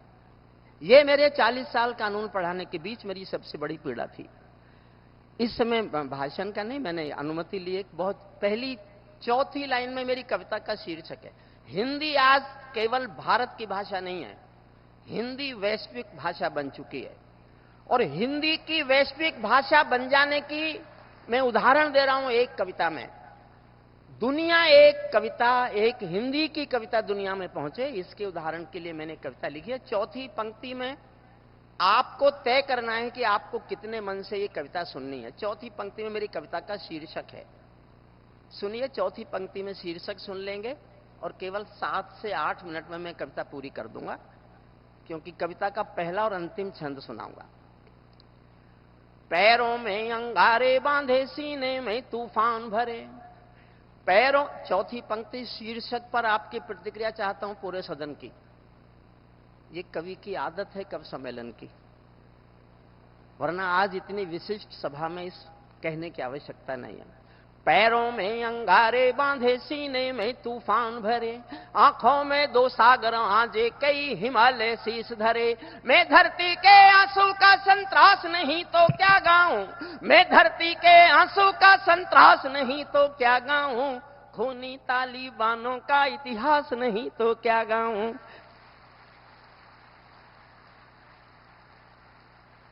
धन्यवाद आपका। फिर से पढ़ता हूं। पैरों में अंगारे बांधे, सीने में तूफान भरे, आंखों में 2 सागर आजे, कई हिमालय शीश धरे। मैं धरती के आंसू का संतरास नहीं तो क्या गाऊं, खूनी तालिबानों का इतिहास नहीं तो क्या गाऊं, आगामी तूफानों का आभास नहीं तो क्या गाऊं, आगामी तूफानों का आभास नहीं तो क्या गाऊं, दुनिया के दादाओं का उपहास नहीं तो क्या गाऊं, दुनिया के दादाओं का उपहास नहीं तो क्या गाऊं। नई सदी परमाणु बम के गहने पहने बैठी है, नई सदी परमाणु बम के गहने पहने बैठी है, घायल धरती मां अंबर से पीड़ा कहने बैठी है, पुरवैया बम बंदूकों का जहर उगलते देखी है, विस्फोटों की गर्म हवा से नदी उबलते देखी है, नदी समंदर पर्वत घाटी झरने सब बेनूर मिले, कुदरत की सुंदरता के आभूषण चकनाचूर मिले, कुदरत की सुंदरता के आभूषण चकनाचूर मिले। मैं मेहंदी पायल कंगन के गीत नहीं गाने वाला, आग छोड़कर चंदन बन के गीत नहीं गाने वाला, मैं उगते सूरज की लाली गाने वाला चारण हूँ, धरती पर मानवता के अधिकारों का उच्चारण हूँ, अंधियारों में शब्द किरण का उजियारा गाता हूँ मैं, धरती से आतंकवाद का निपटारा गाता हूँ मैं, धरती से आतंक। मेरी कलम कामना गाती है जग की खुशहाली की, लेकिन दिल में आग भरी है जनता की बदहाली की, कितना अधोपतन देखूंगा सत्ता के व्याकरणों में, गांधी लिंकन बुद्ध पड़े हैं चरमपंथ के चरणों में। और एक पंक्ति पर समर्थन चाहता हूं पूरे सदन का, मुझे अच्छा लगेगा। कितना अधोपतन देखूंगा सत्ता के व्याकरणों में, गांधी लिंकन बुद्ध पड़े हैं चरमपंथ के चरणों में, मुझको ये पूरी दुनिया लाचार दिखाई देती है मुझको ये पूरी दुनिया लाचार दिखाई देती है, चीर हरण के चौसर का दरबार दिखाई देती है, चीर हरण के मैं सूरज के सामने राज्य से आंख मिलाने वाला हूं। मैं बनारस गया तो मेरा दोस्त प्रोफेसर था, उसने कह दिया हरिओम पवार अब तू बूढ़ा हो गया। तो मेरे मुंह से एक वाक्य निकला कि जब सूरज शाम को ढलता है ना, उस समय भी उसका नाम सूरज ही होता है। मेरा साथ देना। मैं सूरज के साम्राज्य से आंख मिलाने वाला हूँ, दुनिया के हर दादा का मैं ताज हिलाने वाला हूँ, आसमान की लाली मेरे शब्दों की चिंगारी है, मेरी पूरी दुनिया से टकराने की तैयारी है, मैं शब्दों की क्रांति ज्वाल हूँ, वर्तमान को गाऊंगा, जिस दिन मेरी आग बुझेगी मैं उस दिन मर जाऊंगा, जिस दिन मेरी आग। अंतिम छंद सुनाता हूं। तालिबान जब जीत गया अफगानिस्तान में, 15 अगस्त 1921 को उनका कब्जा हो गया, तो उनके इस प्रेस प्रवक्ता ने बयान दिया, we have got our motherland, Kabul and total Afghanistan, our next target is Jammu and Kashmir, जिहाद in Jammu and Kashmir, and due to brotherhood we will support and we will get it liberated. तब मैं अंतिम छंद दुनिया को सुना रहा हूं भारत की ओर से, ये सुनाना था बस मुझे। श्रद्धेय गृह मंत्री जी को समर्पित करता हूं और आपका हौसला मांगता हूं। मैं हौसले से पढ़ूंगा, आप हौसले से सुनना। तालिबानों अपने घर में नाचो कूदो खेल करो, तालिबानों अपने घर में नाचो कूदो खेल करो, जिससे चाहो जंग करो तुम, जिससे चाहो मेल करो, लेकिन मेरे कश्मीर के सपन देखना बंद करो, पाकिस्तानी गरम तवे पर हाथ सेकना बंद करो, पाकिस्तानी गरम तवे पर हाथ, पाकिस्तानी गरम तवे पर हाथ सेकना। उन्होंने कहा हम समर्थन करेंगे। अरे सर,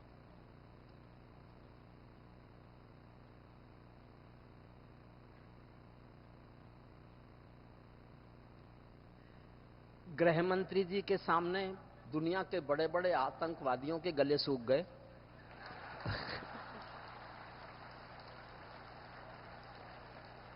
तालिबानों अपने घर में नाचो कूदो खेल करो, जिससे चाहो जंग करो तुम, जिससे चाहो मेल करो, लेकिन मेरे कश्मीर के सपन देखना बंद करो, पाकिस्तानी गरम तवे पर हाथ सेकना बंद करो। तालिबानी अब्बा चाचा जो भारत में आएंगे, तालिबानी अब्बा चाचा जो भारत में आएंगे, ओसामा की तरह समंदर में दफनाए जाएंगे, ओसामा की तरह समंदर में दफनाए जाएंगे। ओसामा की तरह समंदर में दफनाए जाएंगे। हम घाटी में आतंकी अभियान कुचल कर रख देंगे। कोयल के घर कौवों का अरमान कुचल कर रख देंगे। और देखना चाहता हूं कितने जोश में सुनते हैं। हम घाटी में आतंकी अभियान कुचल कर रख देंगे। कोयल के घर कौवों का अरमान कुचल कर रख देंगे। जो घुसपैठी घाटी में बारूदी गरम हवा देंगे। जो घुसपैठी घाटी में बारूदी गरम हवा देंगे। हम उनको जन्नत की 70 हूरों से मिलवा देंगे। हम उनको जन्नत की 70 हूरों से मिलवा देंगे। चंद किराए के ये गुंडे और तमंचे पिंडी के। चंद किराए के ये गुंडे और तमंचे पिंडी के सौदागर बनकर बैठे हैं आतंकों की मंडी के। पहले इनको संविधान की परिभाषा में समझा दो। ना समझे तो फिर पटेल जी की भाषा में समझा दो। ना समझे तो फिर पटेल जी की भाषा में। बंदूकों की गोली, 1 मिनट और है बस। बंदूकों की गोली का उत्तर सद्भाव नहीं होता। हत्यारों के लिए अहिंसा का प्रस्ताव नहीं होता। कोई विषधर कभी शांति के बीज नहीं बो सकता है। और भेड़िया शाकाहारी कभी नहीं हो सकता है। और भेड़िया शाकाहारी कभी नहीं हो सकता है। धरती पर हत्यारी बंदूकों ने तर्पण नहीं किया। दुनिया में आतंकवाद ने कभी समर्पण नहीं किया। ये केवल कुचला जाता है, दूसरी राह नहीं होती। संकल्पों के निर्णय को जग की परवाह नहीं होती। जिस दिन भारत आतंकों पर पूर्ण विजय पा जाएगा, आतंकों का बादल अपने चरणों में आ जाएगा। आतंकों का बादल अपने चरणों। और मैं 2 लाइन पढ़ रहा हूं, अच्छी लगे तो जी भर के समर्थन चाहिए, अच्छी नहीं लगे तो आपका मौन चाहिए।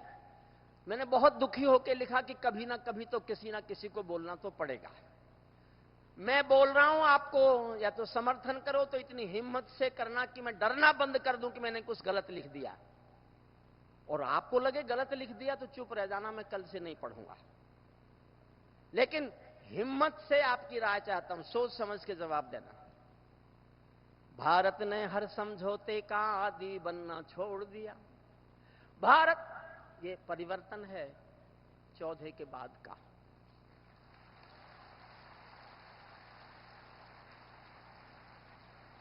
मेरी बात ठीक लगे तो मेरे शब्दों पर जाना।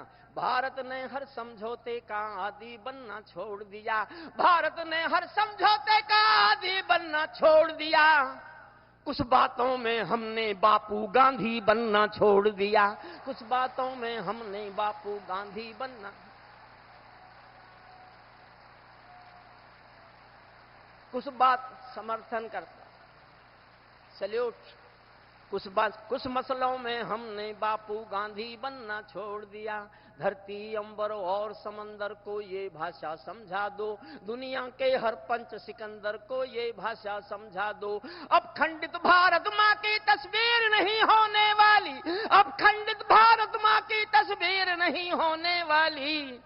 कश्मीर किसी के अब्बा की जागीर नहीं होने वाली। कश्मीर किसी के अब्बा की जागीर नहीं होने वाली। नई सदी का भारत है ये 62 वाला दौर नहीं। हम भी दुनिया के दादा हैं, दिल्ली हैं, लाहौर नहीं। हमने अपने संविधान से 370 मिटा दिया। नेहरू जी ने डाला था जो सांप गले से हटा दिया। उरे का उत्तर घर में घुसकर चोट से देना सीख लिया। पुलवामा का उत्तर बालाकोट से देना सीख लिया। पुलवामा का उत्तर बालाकोट। रावलपिंडी के दिल में जब खोट दिखाई देता है, फिर समर्थन करना। रावलपिंडी के दिल में जब खोट दिखाई देता है, उनको सपनों में भी बालाकोट दिखाई देता है। उनको सपनों में भी। और मैंने जीवन भर कोशिश की कि निष्पक्ष ही रहा जाए, लेकिन कोई सामने ऐसा देव आ जाए तो फिर निष्पक्ष मुझसे भी नहीं रहा गया। एक पंक्ति पढ़ता हूं और मैं देखना चाहता हूं मैं ज्यादा जोश में पढ़ रहा हूं कि आप ज्यादा जोश में सुन रहे हैं। रावलपिंडी के दिलों में जब खोट दिखाई देता है, उनको सपनों में भी बालाकोट दिखाई देता है। हमने डर को कूटनीति से दूर हटा कर रखा है, हमने डर को कूटनीति से दूर हटा कर रखा है। दिल्ली के सिंहासन पर एक शेर बिठा कर रखा है, दिल्ली के सिंहासन।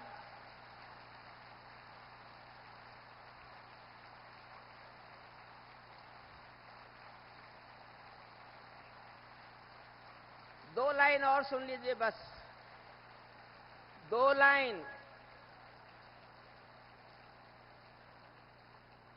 वो भी और श्रद्धेय अमित शाह जी भी अहमदाबाद में मेरे बहुत श्रोता रहे। जब वो पीएम बन गए, वो जानते थे ये बहुत खिलाफ लिखता है। मुझसे बोले अब क्या करोगे? मैंने कहा आपके खिलाफ कविताएं लिखूंगा। बोले मौका नहीं दूंगा। और मैं आज स्वीकारता हूं हिंदी दिवस पर कि मौका नहीं मिला, मिलता तो लिखता। अंतिम 2 पंक्तियां सुन लीजिए। हमने डर को कूटनीति से दूर हटा कर रखा है, दिल्ली के सिंहासन पर फिर शेर बिठा कर रखा है। भारत की संसद ने कसमें खा खा कर स्वीकारा है, पाकिस्तानी कब्जे वाला सब कश्मीर हमारा है। दिल्ली के सिंहासन से ये निर्णय जाने वाला है, पाकिस्तानी कब्जे वाला वापस आने वाला है। बहुत बहुत धन्यवाद।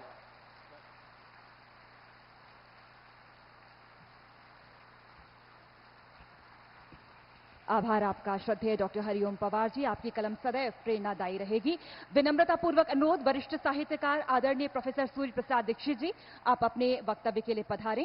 विश्व पटल पर हिंदी, संचार भाषा हिंदी, आदिकाल पुरानी हिंदी, आपकी लिखी इन पुस्तकों ने हिंदी साहित्य को और युवा पीढ़ी को हिंदी प्रेम के लिए गढ़ा है। जोरदार तालियों के बीच प्रोफेसर सूर्य प्रसाद दीक्षित जी।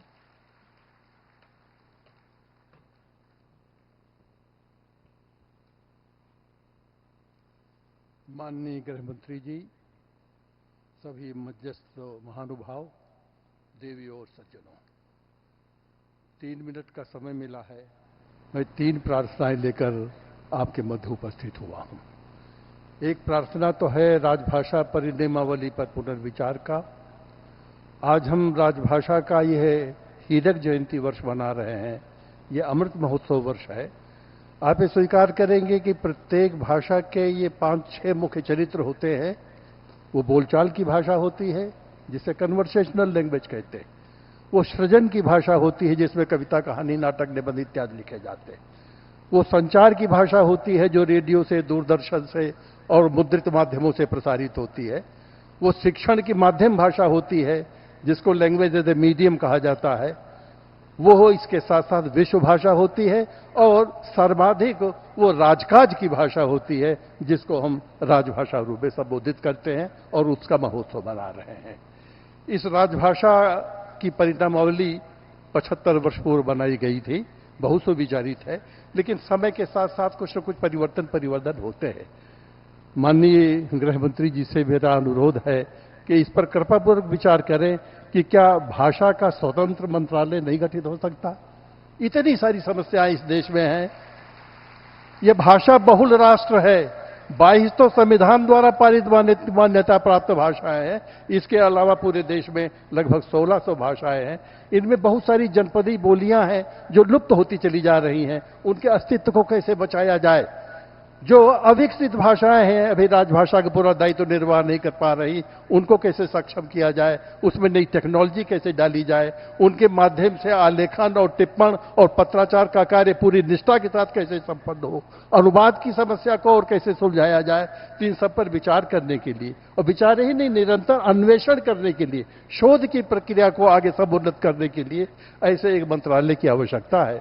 और आवश्यकता है कि देश में एक भारतीय भाषा विश्वविद्यालय स्थापित कर दिया जाए। अभी अलग अलग भाषाओं के तो विश्वविद्यालय हैं, लेकिन पूरी भारतीय भाषाओं को लेकर भाषा तत्व पर चिंतन करने वाला कोई विश्वविद्यालय, जिससे भाषाई सौहार्द हमारे देश में पैदा हो।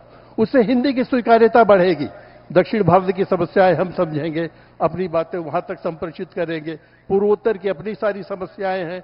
तो इस तरह से भाषा विश्वविद्यालय के माध्यम से ज्यादा सुनियोजित रूप से कार्य हो सकेगा।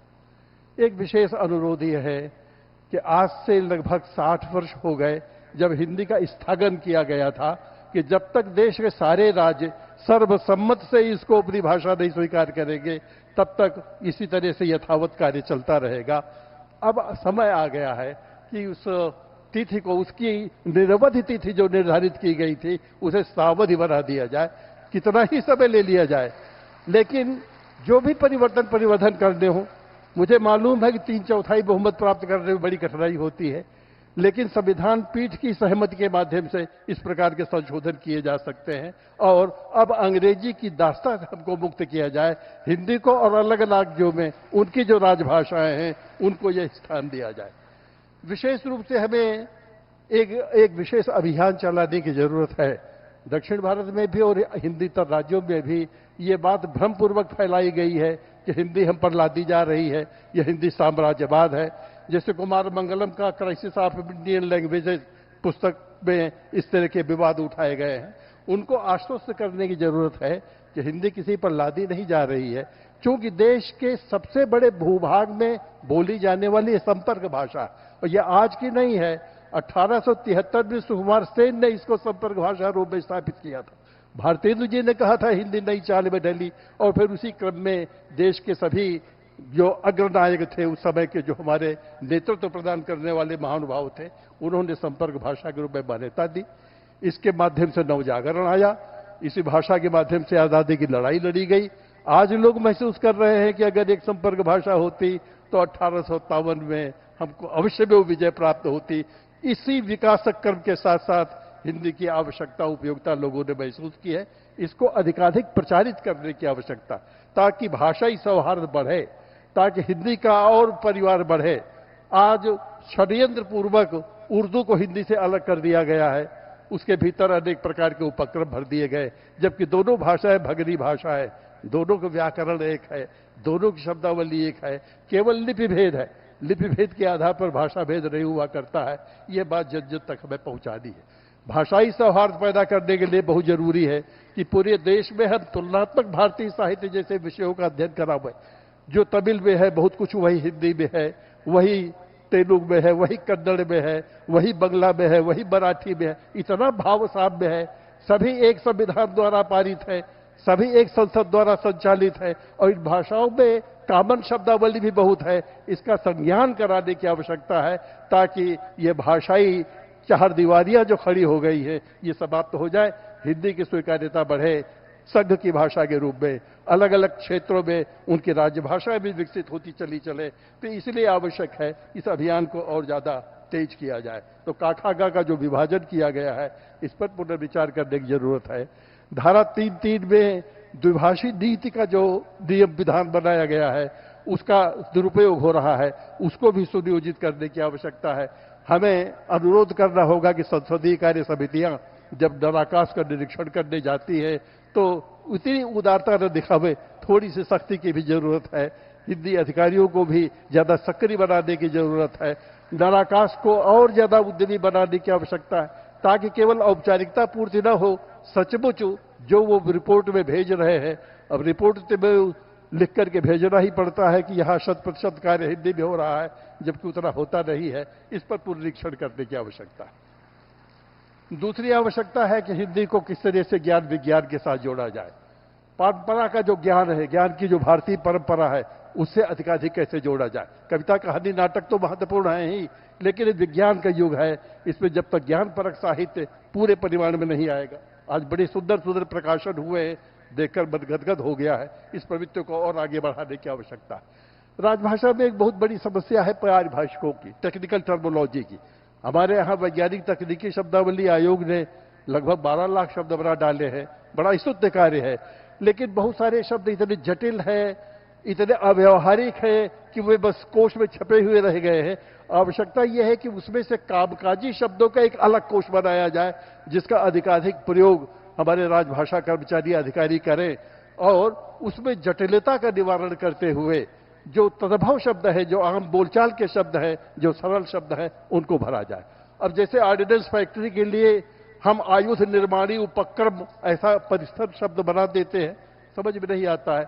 जनता उसको अरबापुर कह करके अपना काम चला लेती है। तो जनभाषा को उसमें स्थान देते हुए और ज्यादा से ज्यादा पर्यायवाची शब्द न डालते हुए उसे कामकाजी रूप देने की आवश्यकता है। एक बड़ी आवश्यकता है कि हिंदी में संक्षिप्ताक्षर नहीं है, एब्रीविएशन नहीं है। अंग्रेजी में सारा सारा कार्य प्रयत्न लाघवों के माध्यम से, तो शॉर्टकट का जमाना है, लोग अंग्रेजी शब्दों को प्रयोग करते हुए चलते हैं। अब उन्होंने आईडी लिख दिया, यथोपरिमाण जैसे ऊपर कहा गया, यद्य लिख दिया, नोटा भी ना। हमारे पास वो शब्दावली नहीं है। हजारों रेलवे स्टेशन हैं जिनके नाम अंग्रेजी में तो मिलते हैं, हिंदी में नहीं मिलते हैं। तो ऐसे संक्षिप्ताक्षरों का कोष पहले कभी बना था लेकिन लागू नहीं हो पाया। उसके पुनरीक्षण की आवश्यकता है और किस तरह से उसको अधिकाधिक तीव्रता के साथ निष्पादित किया जाए, इस पर विचार करने की जरूरत है। संचार नीति को ज्यादा से ज्यादा ग्रामोपयोगी बनाने की जरूरत है ताकि ग्रामीण संचार उसके माध्यम से हो सके। अंग्रेजी बहुत तेजी से गांव में फैलती चली जा रही है। आवश्यकता है कि अंग्रेजी के वे शब्द जो दैनिक जीवन में व्यवहार में आ गए हैं उनका हिंदीकरण कर लिया जाए। उसका अपना हिंदी रूप अलग ढंग से होता है। भारतीय जनता इस मामले में बड़ी निष्णात है। बहुत पहले ये शब्द बना था अंग्रेजों के जमाने में, रिक्रूटमेंट। रिक्रूटमेंट बोलते हुए जवान में कई बार ऐंठन लानी पड़ती है, जनता ने बना लिया रगरूट। उस प्रवृत्ति को आगे बढ़ाने की जरूरत है। इन शब्दों का अगर हिंदीकरण कर लेते हैं तो हमारा शब्दकोश निरंतर बढ़ता चला जाएगा और अधिक सामाजिक सुविधा भी हो जाएगी। तीसरी आवश्यकता, तीसरी प्रार्थना यह है, युवा पीढ़ी को राजभाषा और अलग क्षेत्रीय भाषाओं के प्रति आकृष्ट करने के लिए इन भाषाओं के साथ रोजगार की संभावनाएं बढ़ाई जाए। भाषा के माध्यम से अगर अनुवाद कला का प्रशिक्षण दे देते हैं तो रोजगार की वर्षा होने लगेगी। पत्रकारिता और जनसंचार का प्रशिक्षण दे देते हैं तो रोजगार की कमी नहीं होगी। उसी तरह से संभाषण कला, जिसमें संवाद कला है, कमेंट्री है, कंपेयरिंग है, डबिंग है, दुभाषिया प्रविधि है, ऐसे न जाने उच्चारण विज्ञान है, बहुत सारे रूप हैं। और भाषा के बिना संसार का कोई कार्य होता नहीं है। इनकी विधिवत भाषा प्रयोगशाला खोलनी होगी, उनका प्रशिक्षण देना होगा। रोजगार की संभावनाएं बढ़ेंगी तो भाषा के प्रति युवा पीढ़ी का लगाव और ज्यादा विकसित होगा और उससे भाषा का विकास सुनिश्चित होगा। तो आवश्यकता यह है कि हिंदी प्रचार में लगी हुई जो संस्थाएं हैं, इस समय आर्थिक असुविधा के कारण वे मरणासन्न हो गई हैं, उनको पुनर्जीवन प्रदान किया जाए। जो जनपदीय बोलियां हैं, मैंने कहा कि उनका अस्तित्व खतरे में हो गया है और कुछ अपनी अलग पृथकता के लिए अलग मांग कर रही हैं, अपनी मान्यता 8वीं सूची में दर्ज हो जाए। उन्हें समझाने की आवश्यकता है कि उनका भविष्य सुरक्षित है, बड़े कुल से जो परिवार से जुड़े रह करके उनका ज्यादा कल्याण होगा। तो ऐसे कुछ नियमों की आवश्यकता है जिस पर पुनर्विचार समय समय पर भाषाविद लोग कर रहे हैं। जो राजभाषा से जुड़े हुए विद्वान अधिकारी हैं वो इस दिशा में सक्रिय हैं। बस थोड़ी तीव्रता लाने की आवश्यकता है। इन्हीं शब्दों के साथ बहुत बहुत अभिवादन, बहुत बहुत बधाई। आभार आपका आदरणीय। निश्चित तौर पर भाषा किसी भी राष्ट्र का जीवन होती है और अपनी भाषा को पल्लवित और पुष्पित करने के संकल्प के साथ हम लगातार आगे बढ़ रहे हैं। अनुरोध करूंगी आदरपूर्वक उपसभापति राज्यसभा श्री हरिवंश जी से, आप अपने संबोधन के लिए पधारें। करतल ध्वनि के बीच श्री हरिवंश जी।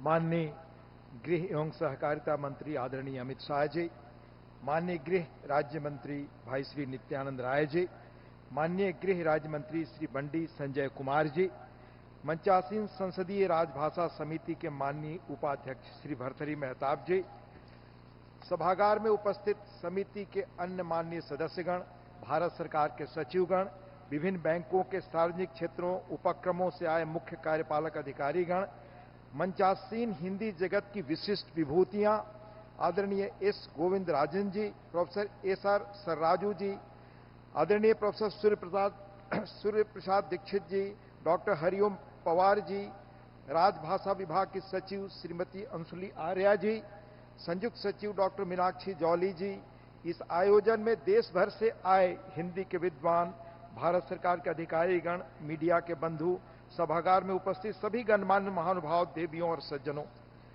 राजभाषा हीरक जयंती पर आयोजित इस हिंदी दिवस समारोह 2024 और चौथे अखिल भारतीय राजभाषा सम्मेलन के अवसर पर पुनः आप सबको शुभकामनाएं और बधाई। यह यादगार अवसर है राजभाषा स्मारिका का लोकार्पण, राजभाषा हिंदी के 75 वर्षों के सफर पर स्मारक सिक्के, डाक टिकट जारी हुए और बहुत ही महत्वपूर्ण भारतीय भाषा अनुभाग का शुभारंभ हुआ। निश्चित ही भारतीय भाषा अनुभाग राजभाषा विभाग की एक महत्वाकांक्षी योजना है। इस पहल से हिंदी और अन्य भारतीय भाषाएं और भी नजदीक आएंगी। 2014 के बाद आदरणीय प्रधानमंत्री श्री नरेंद्र मोदी जी के नेतृत्व में देश के अन्य क्षेत्रों में जैसा अपूर्व और अभूतपूर्व काम हुए हैं, मैं उल्लेख करूंगा बहुत संक्षेप में। भारतीय भाषाओं समेत राजभाषा को जनभाषा बनाने के लिए अद्भुत प्रयास हुए हैं। बहुत संक्षेप में मैं उसका उल्लेख करना चाहूंगा और इस दिशा में माननीय गृह एवं सहकारिता मंत्री श्री अमित शाह जी की खास नजर है। उन्हें देशज भाषाओं में काम उनकी उच्च प्राथमिकता में है। भाषा और संस्कृति के मोर्चे पर उन्हें काफी सचेत पाया है। मैं अगर कहूं कि 2014 के बाद भाषा और अन्य भाषाओं के लिए साइलेंट रिवॉल्यूशन, गुपचुप क्रांति की तरह कई कदम उठे हैं। जैसे राजभाषा विभाग की महत्वपूर्ण परियोजना हिंदी शब्द सिंधु और आज ये भारतीय भाषा अनुभाग का लॉन्च, ये माननीय गृह मंत्री जी के प्रयास और दृष्टि का परिणाम है। सूचना है कि राजभाषा विभाग ने हिंदी के सहज प्रयोग के लिए स्मृति आधारित अनुवाद प्रणाली कंठस्थ विकसित किया है। आप समझें कि इस प्रयोग से सरकारी कार्यालयों में अनुवाद की गति व गुणवत्ता बढ़ेगी। गौर करिए कितने नए काम हुए। फिजी हिंदी विश्व सम्मेलन में इसका नया वर्जन कंठस्थ 2 मोबाइल ऐप का लॉन्च हुआ। कंठस्थ के डेटाबेस में आज 3 करोड़ से अधिक वाक्य हैं। अब इसके लिए न्यूरल मशीन ट्रांसलेशन सहित अनेक फीचर्स इसमें जुड़े हैं। सरकारी कामकाज के लिए ई ऑफिस से इसको जोड़ा गया है। ई ऑफिस से इस टूल की सहायता से इंस्टेंट ट्रांसलेशन, त्वरित अनुवाद आज संभव है। आप गौर करिए कि आने वाले समय में कंठस्थ से भारतीय भाषाओं में परस्पर अनुवाद की सुविधा शुरू होगी और भारतीय भाषा अनुभाग में यह काम अब साकार हुआ है। यह उल्लेखनीय और ऐतिहासिक प्रगति है। हिंदी को टेक्नोलॉजी से जोड़ने की अद्भुत पहल और कोशिश हुई है। हिंदी शब्द सिंधु, इसमें इसे माननीय गृह मंत्री जी ने सूरत के राजभाषा सम्मेलन में इसका लोकार्पण किया था। तब 51,000 इसमें शब्द थे। आज हिंदी शब्द सिंधु में लगभग 5 लाख, 4,80,000 शब्द हैं और इसे लगातार अपडेट करने का सिलसिला जारी है। इन शब्दकोश में विभिन्न भारतीय भाषाओं के प्रचलित शब्दों को भी शामिल किया जा रहा है। इससे हिंदी शब्द संपदा समृद्ध हो रही है। आप याद कर रहे हैं, कभी गांधी जी का सपना था और डॉक्टर लोहिया कहा करते थे कि हिंदी और देश की अन्य भाषाओं में बहनापा बढ़े और हिंदी बड़ी बहन है, बाकी देश की भाषाएं छोटी बहन है, उनमें कैसे एक और समय पे बढ़े। ये काम 2014 के बाद हो रहा है। जन सामान्य के लिए लीला हिंदी प्रवाह मोबाइल ऐप है। इसमें 14 भारतीय भाषाओं से स्तरीय हिंदी निःशुल्क आप सीख सकते हैं। ई सरल हिंदी वाक्य कोश में भी 12,000 से ज्यादा वाक्य हैं। केंद्र सरकार की भाषणी जैसी पहल उल्लेखनीय है। लगभग 23 भारतीय भाषाओं में अनुवाद का एक साथ अवसर। भाषणी राष्ट्रीय भाषा अनुवाद मिशन का एक हिस्सा है, जो कि भारतीय भाषाओं में प्रौद्योगिकी विकास कार्यक्रम के अंतर्गत शुरू हुआ है। और मैं हरिओम पवार साहब से उल्लेख करूंगा कि भाषा के क्षेत्र में एक क्रांति हुई है। कभी इसको भी कविता का वो अंश आगे बनाए, इसका प्रयास क्या हो, परिणाम क्या हुआ, ये मैं आपको उल्लेख करूंगा। पर ये आर्टिफिशियल इंटेलिजेंस का दौर है और अनुमान है कि 1 दशक में पूरी दुनिया पर इसका गहरा असर पड़ने वाला है। और एआई का किस तरह से प्रयोग हो रहा है भारत में। अभी आईआईटी मद्रास की एक महत्वपूर्ण पहल है एआईआर भारत। इसके माध्यम से भारतीय सामाजिक व आर्थिक समस्याओं के समाधान के लिए आर्टिफिशियल इंटेलिजेंस का प्रयोग किया जा रहा है। इसका मुख्य उद्देश्य भारतीय भाषा और सांख्यिकी के क्षेत्र में एआई के उपयोग से तकनीकी सहायता देना है, ताकि सामान्य लोग अपनी चीजों को अपनी भाषा में समझ सकें। आईआईटी गांधीनगर के शोधकर्ताओं ने गंगा वन भी तैयार किया है। इसे हिंदी के लिए खास तौर पर डिजाइन किया है। गंगा वन बी की सफलता से आईआईटी गांधीनगर का लिंगो रिसर्च ग्रुप उत्साहित है। टीम तमिल, तेलुगु, मराठी, गुजराती और उर्दू सहित अन्य भारतीय भाषाओं के लिए भी इसी तरह के एआई मॉडल विकसित कर रही है। बेंगलुरु स्थित एक स्टार्टअप ने सर्वम एआई ने हिंदी, तमिल और बंगाली सहित 10 भारतीय भाषाओं को सपोर्ट करने वाला open source foundational model launch किया है। इस स्टार्टअप ने जनरल एआई सेवाएं पेश की है। सर्वम 2B को 4 ट्रिलियन टोकन के डेटाबेस पर इसको प्रशिक्षित किया गया है। यह भारत का पहला open source 2 billion parameter Indic LLM है। भारत की एआई विकास की यात्रा में एक माइलस्टोन है। माइक्रोसॉफ्ट ने जुगलबंदी चैटबॉट तैयार किया है भारत सरकार के डेटाबेस से। इस चैटबॉट का उद्देश्य भारतीय नागरिकों को स्थानीय भाषा में सरकारी सेवाओं और जानकारी तक पहुंच प्रदान करना है। एआई टूल का परिणाम क्या है और इन सारे प्रयासों को जो टेक्नोलॉजिकली भाषाओं को संपन्न करने के लिए हिंदी समेत देश की सभी भाषाओं के लिए प्रयास हो रहा है, उसके परिणाम बहुत संक्षेप में मैं 3 आपको बताऊंगा। पहला, बहुत अरसे से लोगों की कामना थी और पवार साहब को आपने सुना कि न्याय अपनी भाषा में हो। हाल में एआई टूल से और 14 के बाद यह संपन्न हुआ है कि सर्वोच्च न्यायालय ने अपने पुराने फैसलों को कई भारतीय भाषाओं में अनुवाद कराया है। और कितने फैसलों का अनुवाद हुआ है? लगभग 31,184। ये फैसले 16 भाषाओं में अनुवाद किए गए। हिंदी, पंजाबी, कन्नड़, तमिल, गुजराती, मराठी, तेलुगु, मलयालम, उड़िया, बंगाली, नेपाली, उर्दू, असमिया, गारो, खासी, कोंकणी, इन सारी भाषाओं में। आप फर्ज करिए, जिस दिन लोग न्याय प्रणाली को अपनी भाषा में समझने लगेंगे उसका क्या असर होगा, दूरगामी परिणाम। वो नींव की शुरुआत 14 के बाद हुई। ये उल्लेखनीय प्रगति है। न्याय की भाषा अपनी हो, ये सपना था और ये अब साकार होना शुरू हुआ है। दूसरा परिणाम, भारतीय संसद ने कामकाज में भाषाई विस्तार किस तरह किया है जिसकी कल्पना आप नहीं कर सकते। संसद के दोनों सदनों में दिए जाने वाले भाषणों के भाषांतरण की सुविधा अब अंग्रेजी के अलावा संविधान की 8वीं सूची में सम्मिलित सभी भारतीय 22 भाषाओं में उपलब्ध है। ये अद्भुत उपलब्धि है। इसके अलावा हिंदी, अंग्रेजी के साथ साथ लोकसभा की कार्यवाही की online live streaming Oriya, Punjabi, Telugu, Bengali, Asamiya, Kannada, Gujarati, Tamil, Marathi और मलयालम में की जा रही है। 2014 के बाद केंद्र सरकार के पहल से पूरी दुनिया में हिंदी को एक पहचान मिली और इसका सामाजिक आर्थिक असर पर क्या परिणाम निकला, मैं सिर्फ आपको इसका एक परिणाम आपको बताना चाहूंगा महत्वपूर्ण। नीट की परीक्षा पहले सिर्फ अंग्रेजी माध्यम में होती। केंद्र सरकार की पहल पर नीट की परीक्षा हिंदी, असमिया, बंगाली, गुजराती, मराठी, तमिल, तेलुगु, उड़िया, मलयालम, कन्नड़, पंजाबी और उर्दू में हो रही है। इसका परिणाम क्या निकला है? परिणाम समाज नीचे से बदल रहा है जिसका आकलन हम नहीं कर पा रहे हैं। भाषाओं की यही भूमिका है।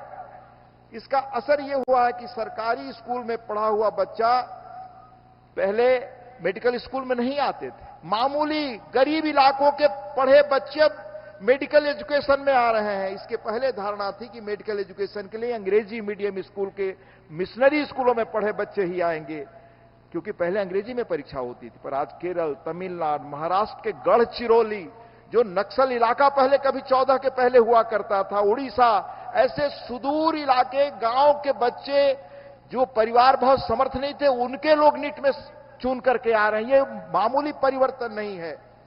वर्षों से आकांक्षा थी कि लोक भाषाओं में काम हो, वो स्वर आज मिल रहा है न्याय की भाषा के रूप में, शासन की भाषा के रूप में।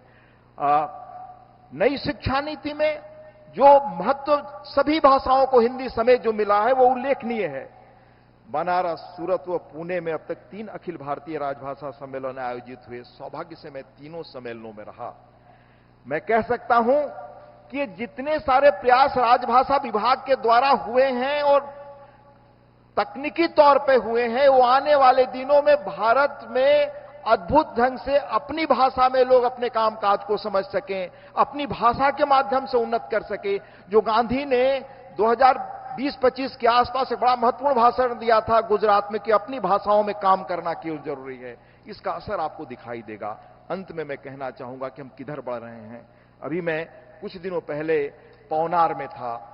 गांधी जी के एक सहयोगी लगभग 80 वर्ष से गांधी जी और विनोबा जी के सहयोगी लगभग 85 वर्ष से अधिक उम्र है, गौतम बजाज जी, बजाज परिवार के वो जीवित हैं। उन्होंने कहा कि शुरू से जो नींव पड़ी कि दूसरी भाषाएं हमने अपना ली और गुलामी की भाषा अपनाई, उसका असर है कि समाज में आज स्त्रियों के प्रति जितना अत्याचार बढ़ता है, तो हमारी विचार और धारणा उन जगहों से आई। भारतीय भाषाओं को अगर हम अपनाते तो शायद ये स्थिति नहीं बनती। उसके अनेक प्रमाण उन्होंने सुनाए। हम उधर ही बढ़ रहे हैं 14 के बाद कि अपने संस्कार, अपनी संस्कृति, अपनी भाषा के माध्यम से हम समझेंगे, न्याय हम अपनी भाषा के माध्यम से समझेंगे। राजकाज की भाषा के रूप में हिंदी का या अन्य भाषाओं का जितना प्रयोग माननीय गृह मंत्री जी के नेतृत्व में हो रहा, पहले नहीं हुआ। मुझे उम्मीद है कि भाषा के माध्यम से एक बड़ा बदलाव देश देखेगा। हम उस द्वार पे खड़े हैं। बहुत बहुत धन्यवाद। नमस्कार।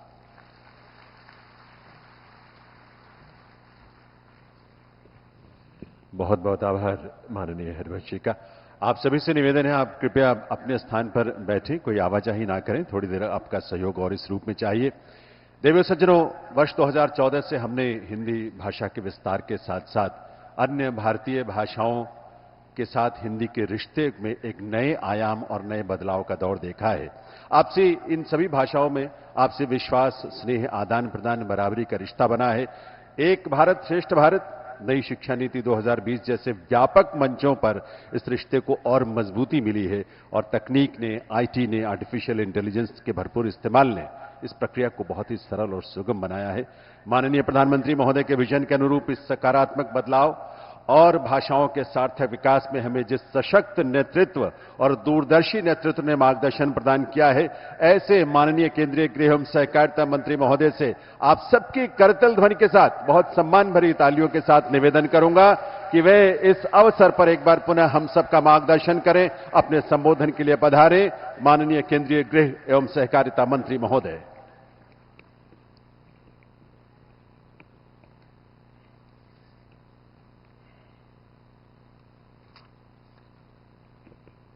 आज के हिंदी दिवस समारोह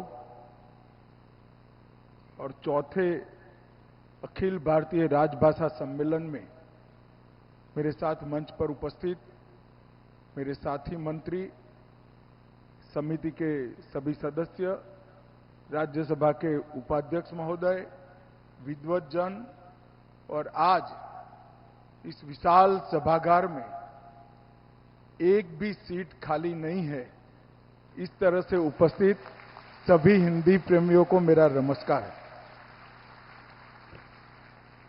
सबसे पहले इस भव्य और भारतीय संस्कृति के प्रतीक ऐसे भारत मंडपम में मैं हिंदी दिवस समारोह में आप सभी का हृदयपूर्वक स्वागत करता हूं।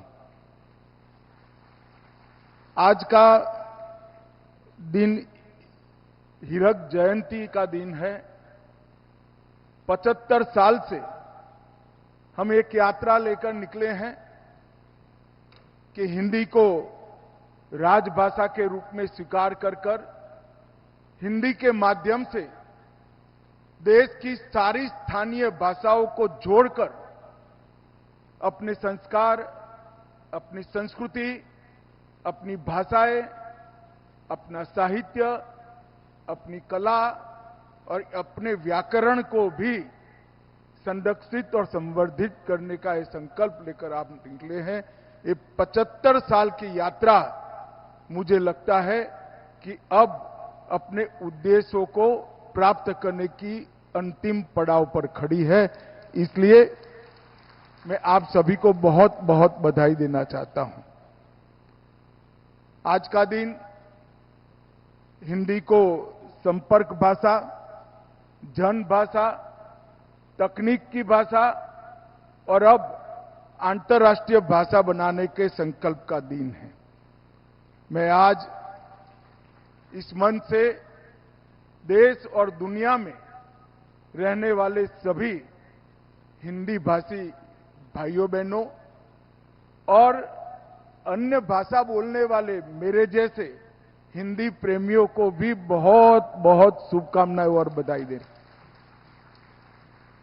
मित्रों, आज अनेक कार्यक्रम यहां हुए। राजभाषा स्मारिका का लोकार्पण हुआ, स्मारक सिक्का और डाक टिकट भी लोकार्पित की गई।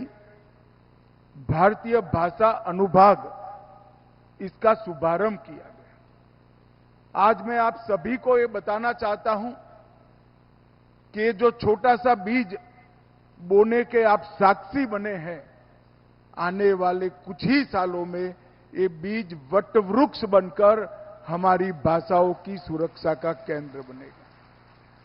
भारतीय भाषा अनुभाग एक प्रकार से राजभाषा विभाग का पूरक अनुभाग बनेगा, क्योंकि राजभाषा का प्रचार और प्रसार तब तक हो ही नहीं सकता जब तक हम हमारी सभी स्थानीय भाषाओं को मजबूत न करें और राजभाषा का इसके साथ संवाद प्रस्थापित न करें।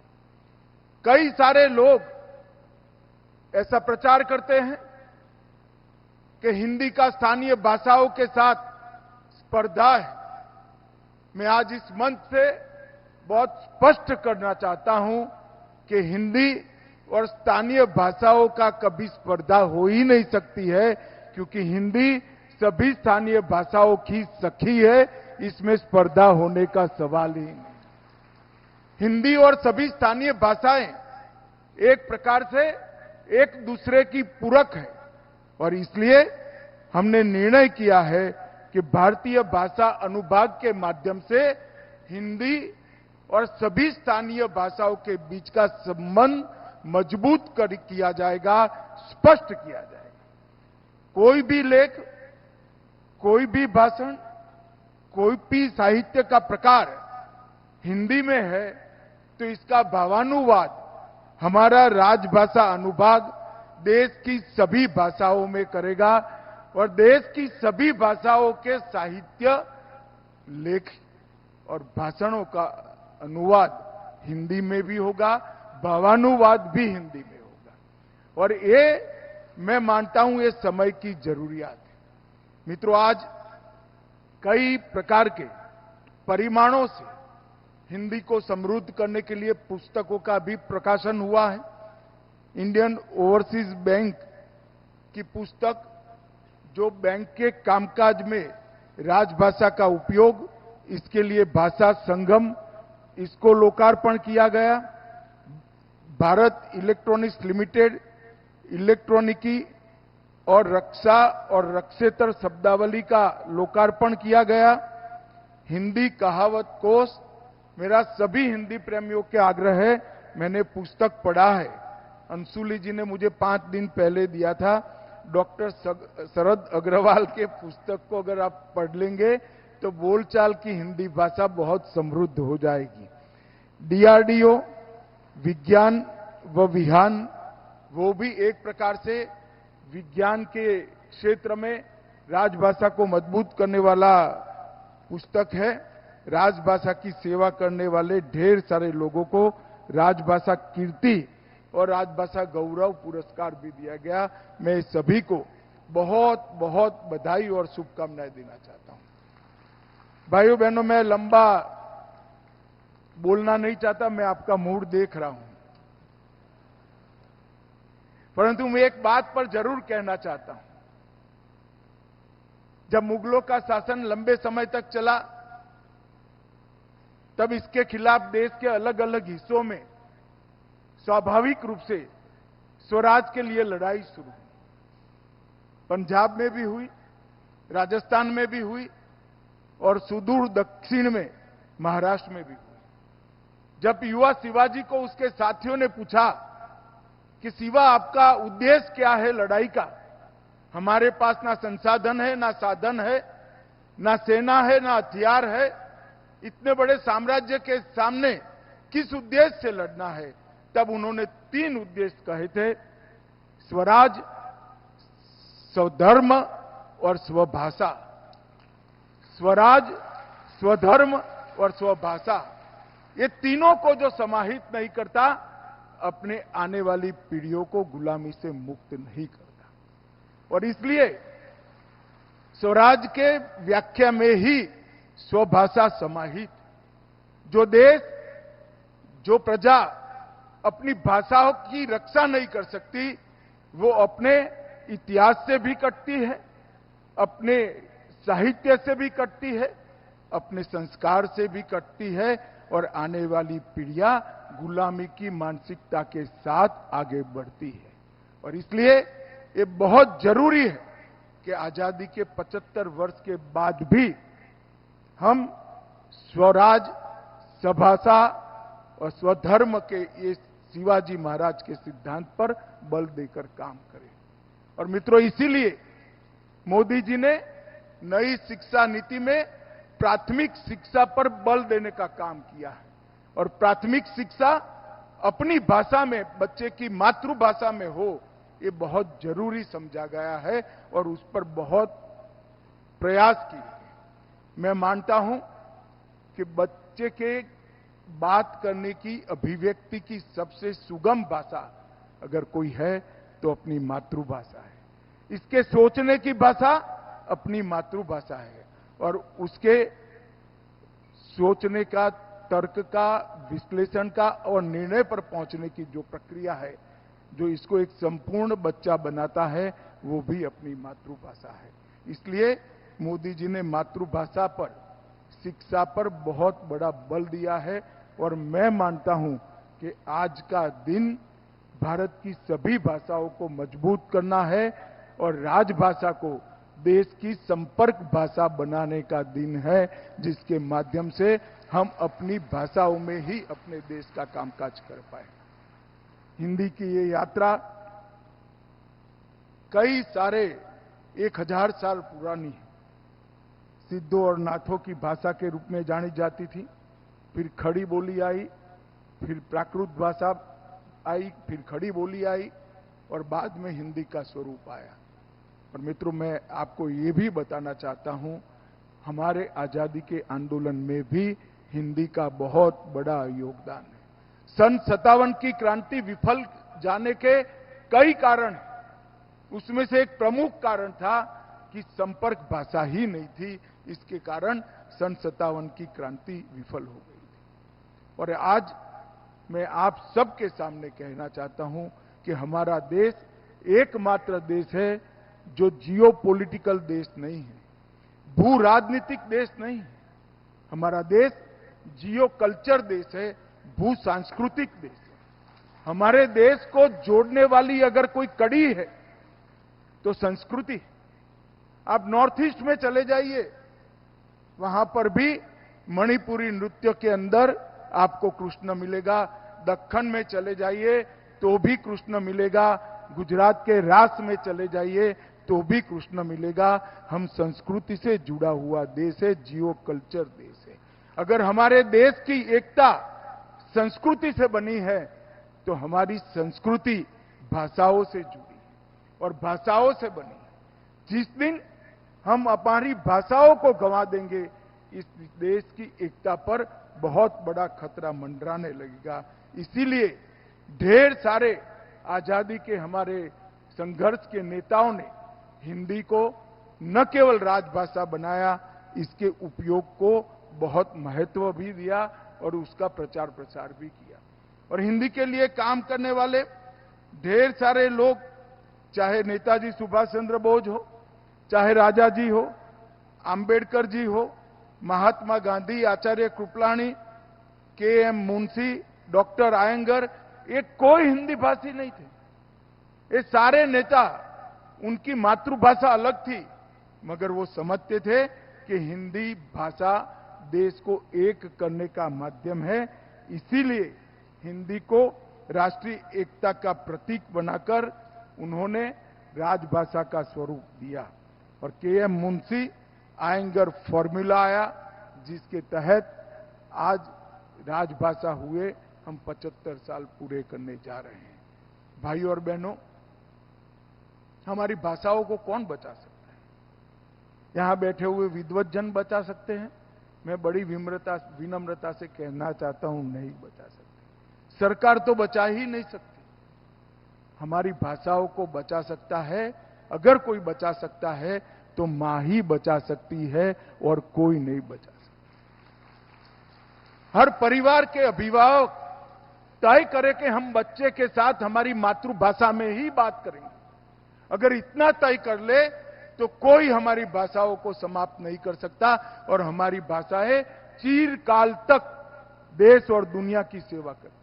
आज जरूरत है हमारे देश के अभिभावकों को अपने बच्चों के साथ अपनी मातृभाषा में बात करने की, मातृभाषा को सीखने के लिए उनको प्रेरणा देने की। और मैं आपको विश्वास से बता रहा हूं, आप बच्चों के विकास की चिंता कर किसी अन्य भाषा की शरण में जाने के लिए मत समझाइए।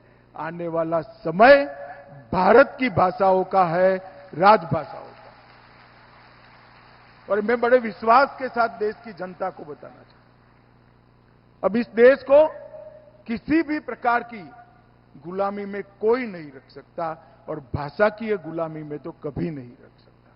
और इसलिए राजभाषा दिन आज है और हम सब चौथे राष्ट्रीय सम्मेलन में यहां पर एकत्रित हुए हैं। उस वक्त मैं इतना ही कहना चाहता हूं कि राजभाषा विभाग ने बहुत काम किया है। हिंदी को लचीली बनाने का भी काम किया है, हिंदी को स्वीकृत बनाने का भी काम किया है। कई सारे हिंदी के विद्वानों ने मुझे फोन भी किए कि अमित भाई हिंदी को क्यों दूषित कर रहे हो। मैंने बोला हिंदी कभी दूषित नहीं हो सकती, ये तो ऐसी गंगा है, जितने भी आएंगे सब इसके अंदर बहेंगे और हिंदी पवित्र की पवित्र रहेगी। कई सारे शब्द हिंदी में नहीं है, हमारी अन्य भाषाओं में है, हम इसको स्वीकार कर ले। हिंदी अगर इसको स्वीकार करती है तो हिंदी के कई शब्द हमारी स्थानीय भाषाएं भी स्वीकार करें। इसलिए हमने शब्द सिंधु जो बनाया है, इसमें एक भी भारत की भाषा नहीं है जिसके शब्द को हमें समाहित नहीं किया। और हमारी भाषा और हमारी देश की जनता एक कई सारी संस्कृतियों को हजम करते करते करते हमारी संस्कृति बनी है। टेक्निक से तकनीक कब हो गया किसी को मालूम ही नहीं पड़ा, इंजीनियर से इंजीनियर कब हुआ किसी को मालूम ही नहीं पड़ा, और हिंदी भाषा समृद्ध हुई। हमने हिंदी को स्वीकार्य बनाना चाहिए, लचीली बनाना चाहिए और बोलचाल की भाषा भी बनाना चाहिए। वो ही हिंदी की आगे की यात्रा को लंबा, स्पष्ट और मक्कम गति से तेजी के साथ आगे बढ़ने वाली भाषा बना सकता है। शब्द सिंधु का हमारा जो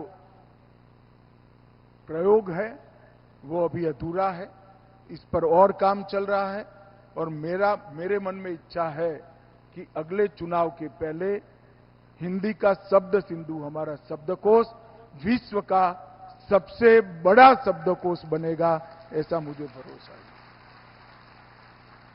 यहां पर कई विद्वानों ने हिंदी के शिक्षा में प्रयोग पर, हिंदी के टेक्निकल एजुकेशन तकनीकी शिक्षा के प्रयोग पर, हिंदी के न्यायपालिका में प्रयोग पर कई सारे सुझाव दिए हैं। मगर मैं आप सभी को आश्वस्त करना चाहता हूं, नरेंद्र मोदी सरकार ये सभी दिशाओं में आज मक्कमता के साथ, धैर्य के साथ काम कर रही है।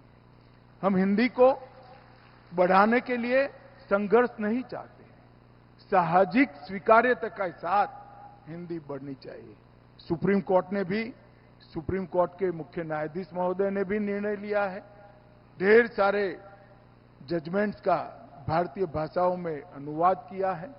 इसके साथ साथ राजस्थान, उत्तर प्रदेश, मध्य प्रदेश और उत्तराखंड, ये चारों राज्यों ने आज तबीबी शिक्षा को संपूर्ण हिंदी अभ्यासक्रम तैयार कर दिया है और मध्य प्रदेश में आज बच्चे चौथे सेमेस्टर में हिंदी में तबीब बनने का, डॉक्टर बनने का काम कर रहे हैं। वो हम सब के लिए बड़ा संतोष का विषय है।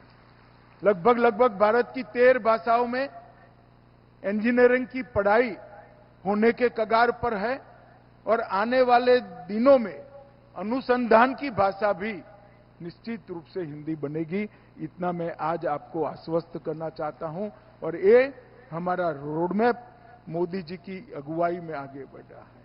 मोदी जी ने दुनिया के बड़े से बड़े मंच पर विश्वास के साथ और गौरव के साथ पूरी दुनिया को हिंदी में संबोधित कर हिंदी की स्वीकार्यता को बढ़ाने का काम। जब अटल जी ने यूएन के जनरल असेंबली को हिंदी में संबोधित किया, तब दुनिया अचंभित रह गई थी।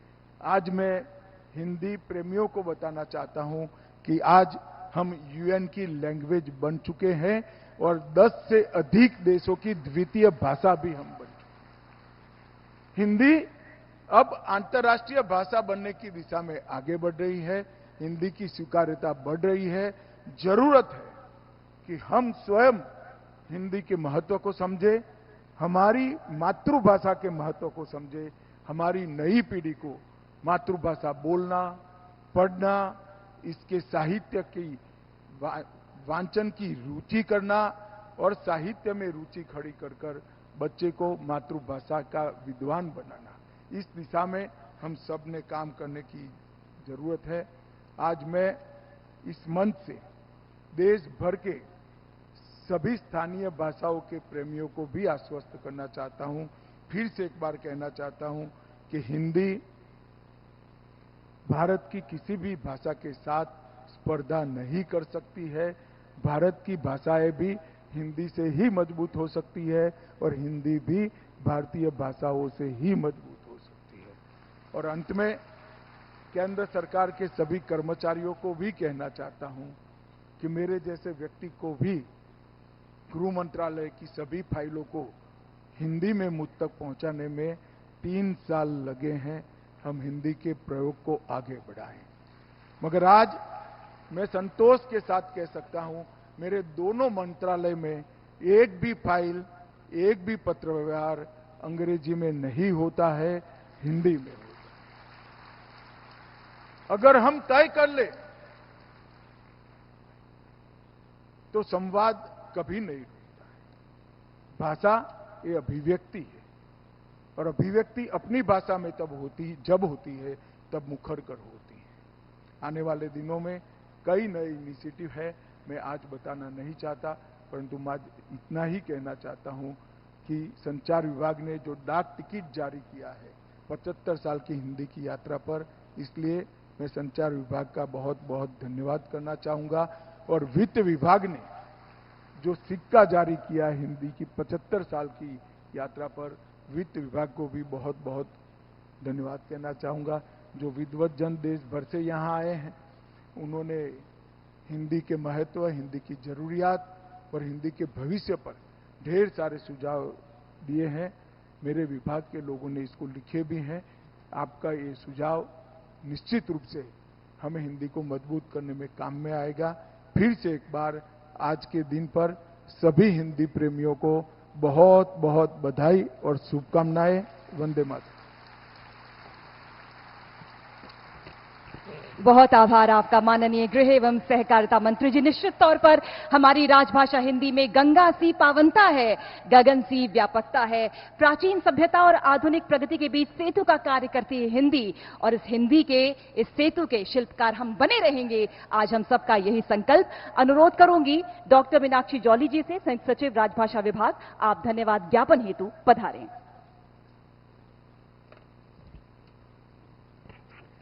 धन्यवाद। आप सभी को हिंदी दिवस की बहुत बहुत शुभकामनाएं। माननीय गृह एवं सहकारिता मंत्री श्री अमित शाह जी, राज्यसभा के उपसभापति माननीय श्री हरिवंश जी, माननीय गृह राज्य मंत्रीगण, मंच पर उपस्थित संसदीय राजभाषा समिति के माननीय उपाध्यक्ष श्री भरत मेहताब जी एवं अन्य गणमान्य महानुभाव, सभागार में देश भर से पधारे हिंदी के विद्वजन, भारत सरकार के अधिकारीगण, देवी और सज्जनों, आज के इस आयोजन के लिए मैं माननीय गृह एवं सहकारिता मंत्री श्री अमित शाह जी का हार्दिक धन्यवाद करती हूँ। राजभाषा हिंदी और देश की क्षेत्रीय भाषाओं के प्रति आपका अनुराग हम सभी के लिए प्रेरणादायक है महोदय। हिंदी में काम करना सदैव आपकी उच्च प्राथमिकता है। माननीय गृह मंत्री जी तमाम व्यस्तताओं के बावजूद राजभाषा विभाग को समय समय पर अपना बहुमूल्य मार्गदर्शन देते हैं। मैं राजभाषा विभाग की तरफ से आपके प्रति हार्दिक कृतज्ञता व्यक्त करती हूँ। आज के इस कार्यक्रम में राज्यसभा के उपसभापति माननीय श्री हरिवंश जी का भी विशेष सानिध्य हमें मिला है, जिसके लिए मैं उनका धन्यवाद करती हूँ। माननीय गृह राज्य मंत्री श्री नित्यानंद राय जी और श्री बंडी संजय कुमार जी की उपस्थिति से हम हर्षित हैं। आपकी उपस्थिति के लिए तथा राजभाषा भाषा के विभिन्न कार्यकलापों में आपके मार्गदर्शन के लिए हम आभारी हैं महोदय। मैं धन्यवाद करती हूँ संसदीय समिति के माननीय उपाध्यक्ष श्री भरतहरि मेहताब जी एवं समिति के अन्य माननीय सदस्यगण का, जिनका विशेष सानिध्य हमें आज के इस कार्यक्रम में प्राप्त हुआ है। मंचासीन विद्वजन प्रोफेसर सूर्य प्रसाद दीक्षित और डॉक्टर हरिओम पवार के ओजस्वी संबोधनों से हम सभी समृद्ध हुए हैं। आपका अत्यंत धन्यवाद। दक्षिण भारत के हिंदी विद्वान प्रोफेसर एम गोविंदराजन एवं प्रोफेसर एस.आर. सराजू का विशेष आभार उनकी प्रेरक उपस्थिति का बहुमूल्य विचार साझा करने के लिए। इस आयोजन में अपना बहुमूल्य योगदान देने वाले प्रत्येक व्यक्ति का और देश भर से आए सभी हिंदी वासियों, हिंदी सेवियों और प्रेमियों को बहुत बहुत धन्यवाद। हिंदी दिवस की एक बार फिर आप सभी को बेहद शुभकामनाएं। जय हिंद। आभार डॉक्टर मीनाक्षी जौली का। सिर्फ 2 मिनट के लिए आप लोग जरूर रुकेंगे, क्योंकि हिंदी दिवस 2024 और चतुर्थ अखिल भारतीय राजभाषा सम्मेलन का ये उद्घाटन सत्र यहां संपन्न हो रहा है। हम सब मिलकर करतल ध्वनि के साथ आभार व्यक्त करेंगे माननीय केंद्रीय गृह एवं सहकारिता मंत्री महोदय का, उनके ओजस्वी नेतृत्व के लिए, उनके उद्बोधन के लिए, उनकी उपस्थिति के लिए। हिंदी भाषा और भारतीय भाषाएं इसी तरह सदैव आगे बढ़ते रहें। बहुत बहुत आभार। और इसके साथ साथ मंचासीन सभी विभूतियों का भी बहुत बहुत आभार। आपके लिए 1-2 महत्वपूर्ण सूचनाएं हैं, इसलिए आप जरूर रुकिएगा। आपको ये जानकारी हम दे दें इस बीच में देवियों सज्जनों कि 1:45 बजे का समय है जब माननीय गृह राज्य मंत्री महोदय राजभाषा कीर्ति और राजभाषा गौरव पुरस्कार के जो द्वितीय और तृतीय पुरस्कार हैं वो यहां प्रदान करेंगे। तो आप अभी यहां से भोजन के लिए जब प्रस्थान करेंगे तो ये सुनिश्चित करें कि 1:45 बजे तक आप यहां वापस अपने स्थान पर आएं। पीछे की जो दीर्घा है उनका आपकी दाईं तरफ के जो गेट है, दरवाजा है, उससे आप बाहर निकलेंगे और हॉल नंबर 14 वहां आपके सबके भोजन की व्यवस्था है। तो हॉल नंबर 14 में वहां से आप सभी जाएंगे और आगे की जो दीर्घा है विशिष्ट अतिथियों के, विभूतियों की, वो अपनी बाईं तरफ से माननीय मुख्य अतिथि और अन्य विभूतियों के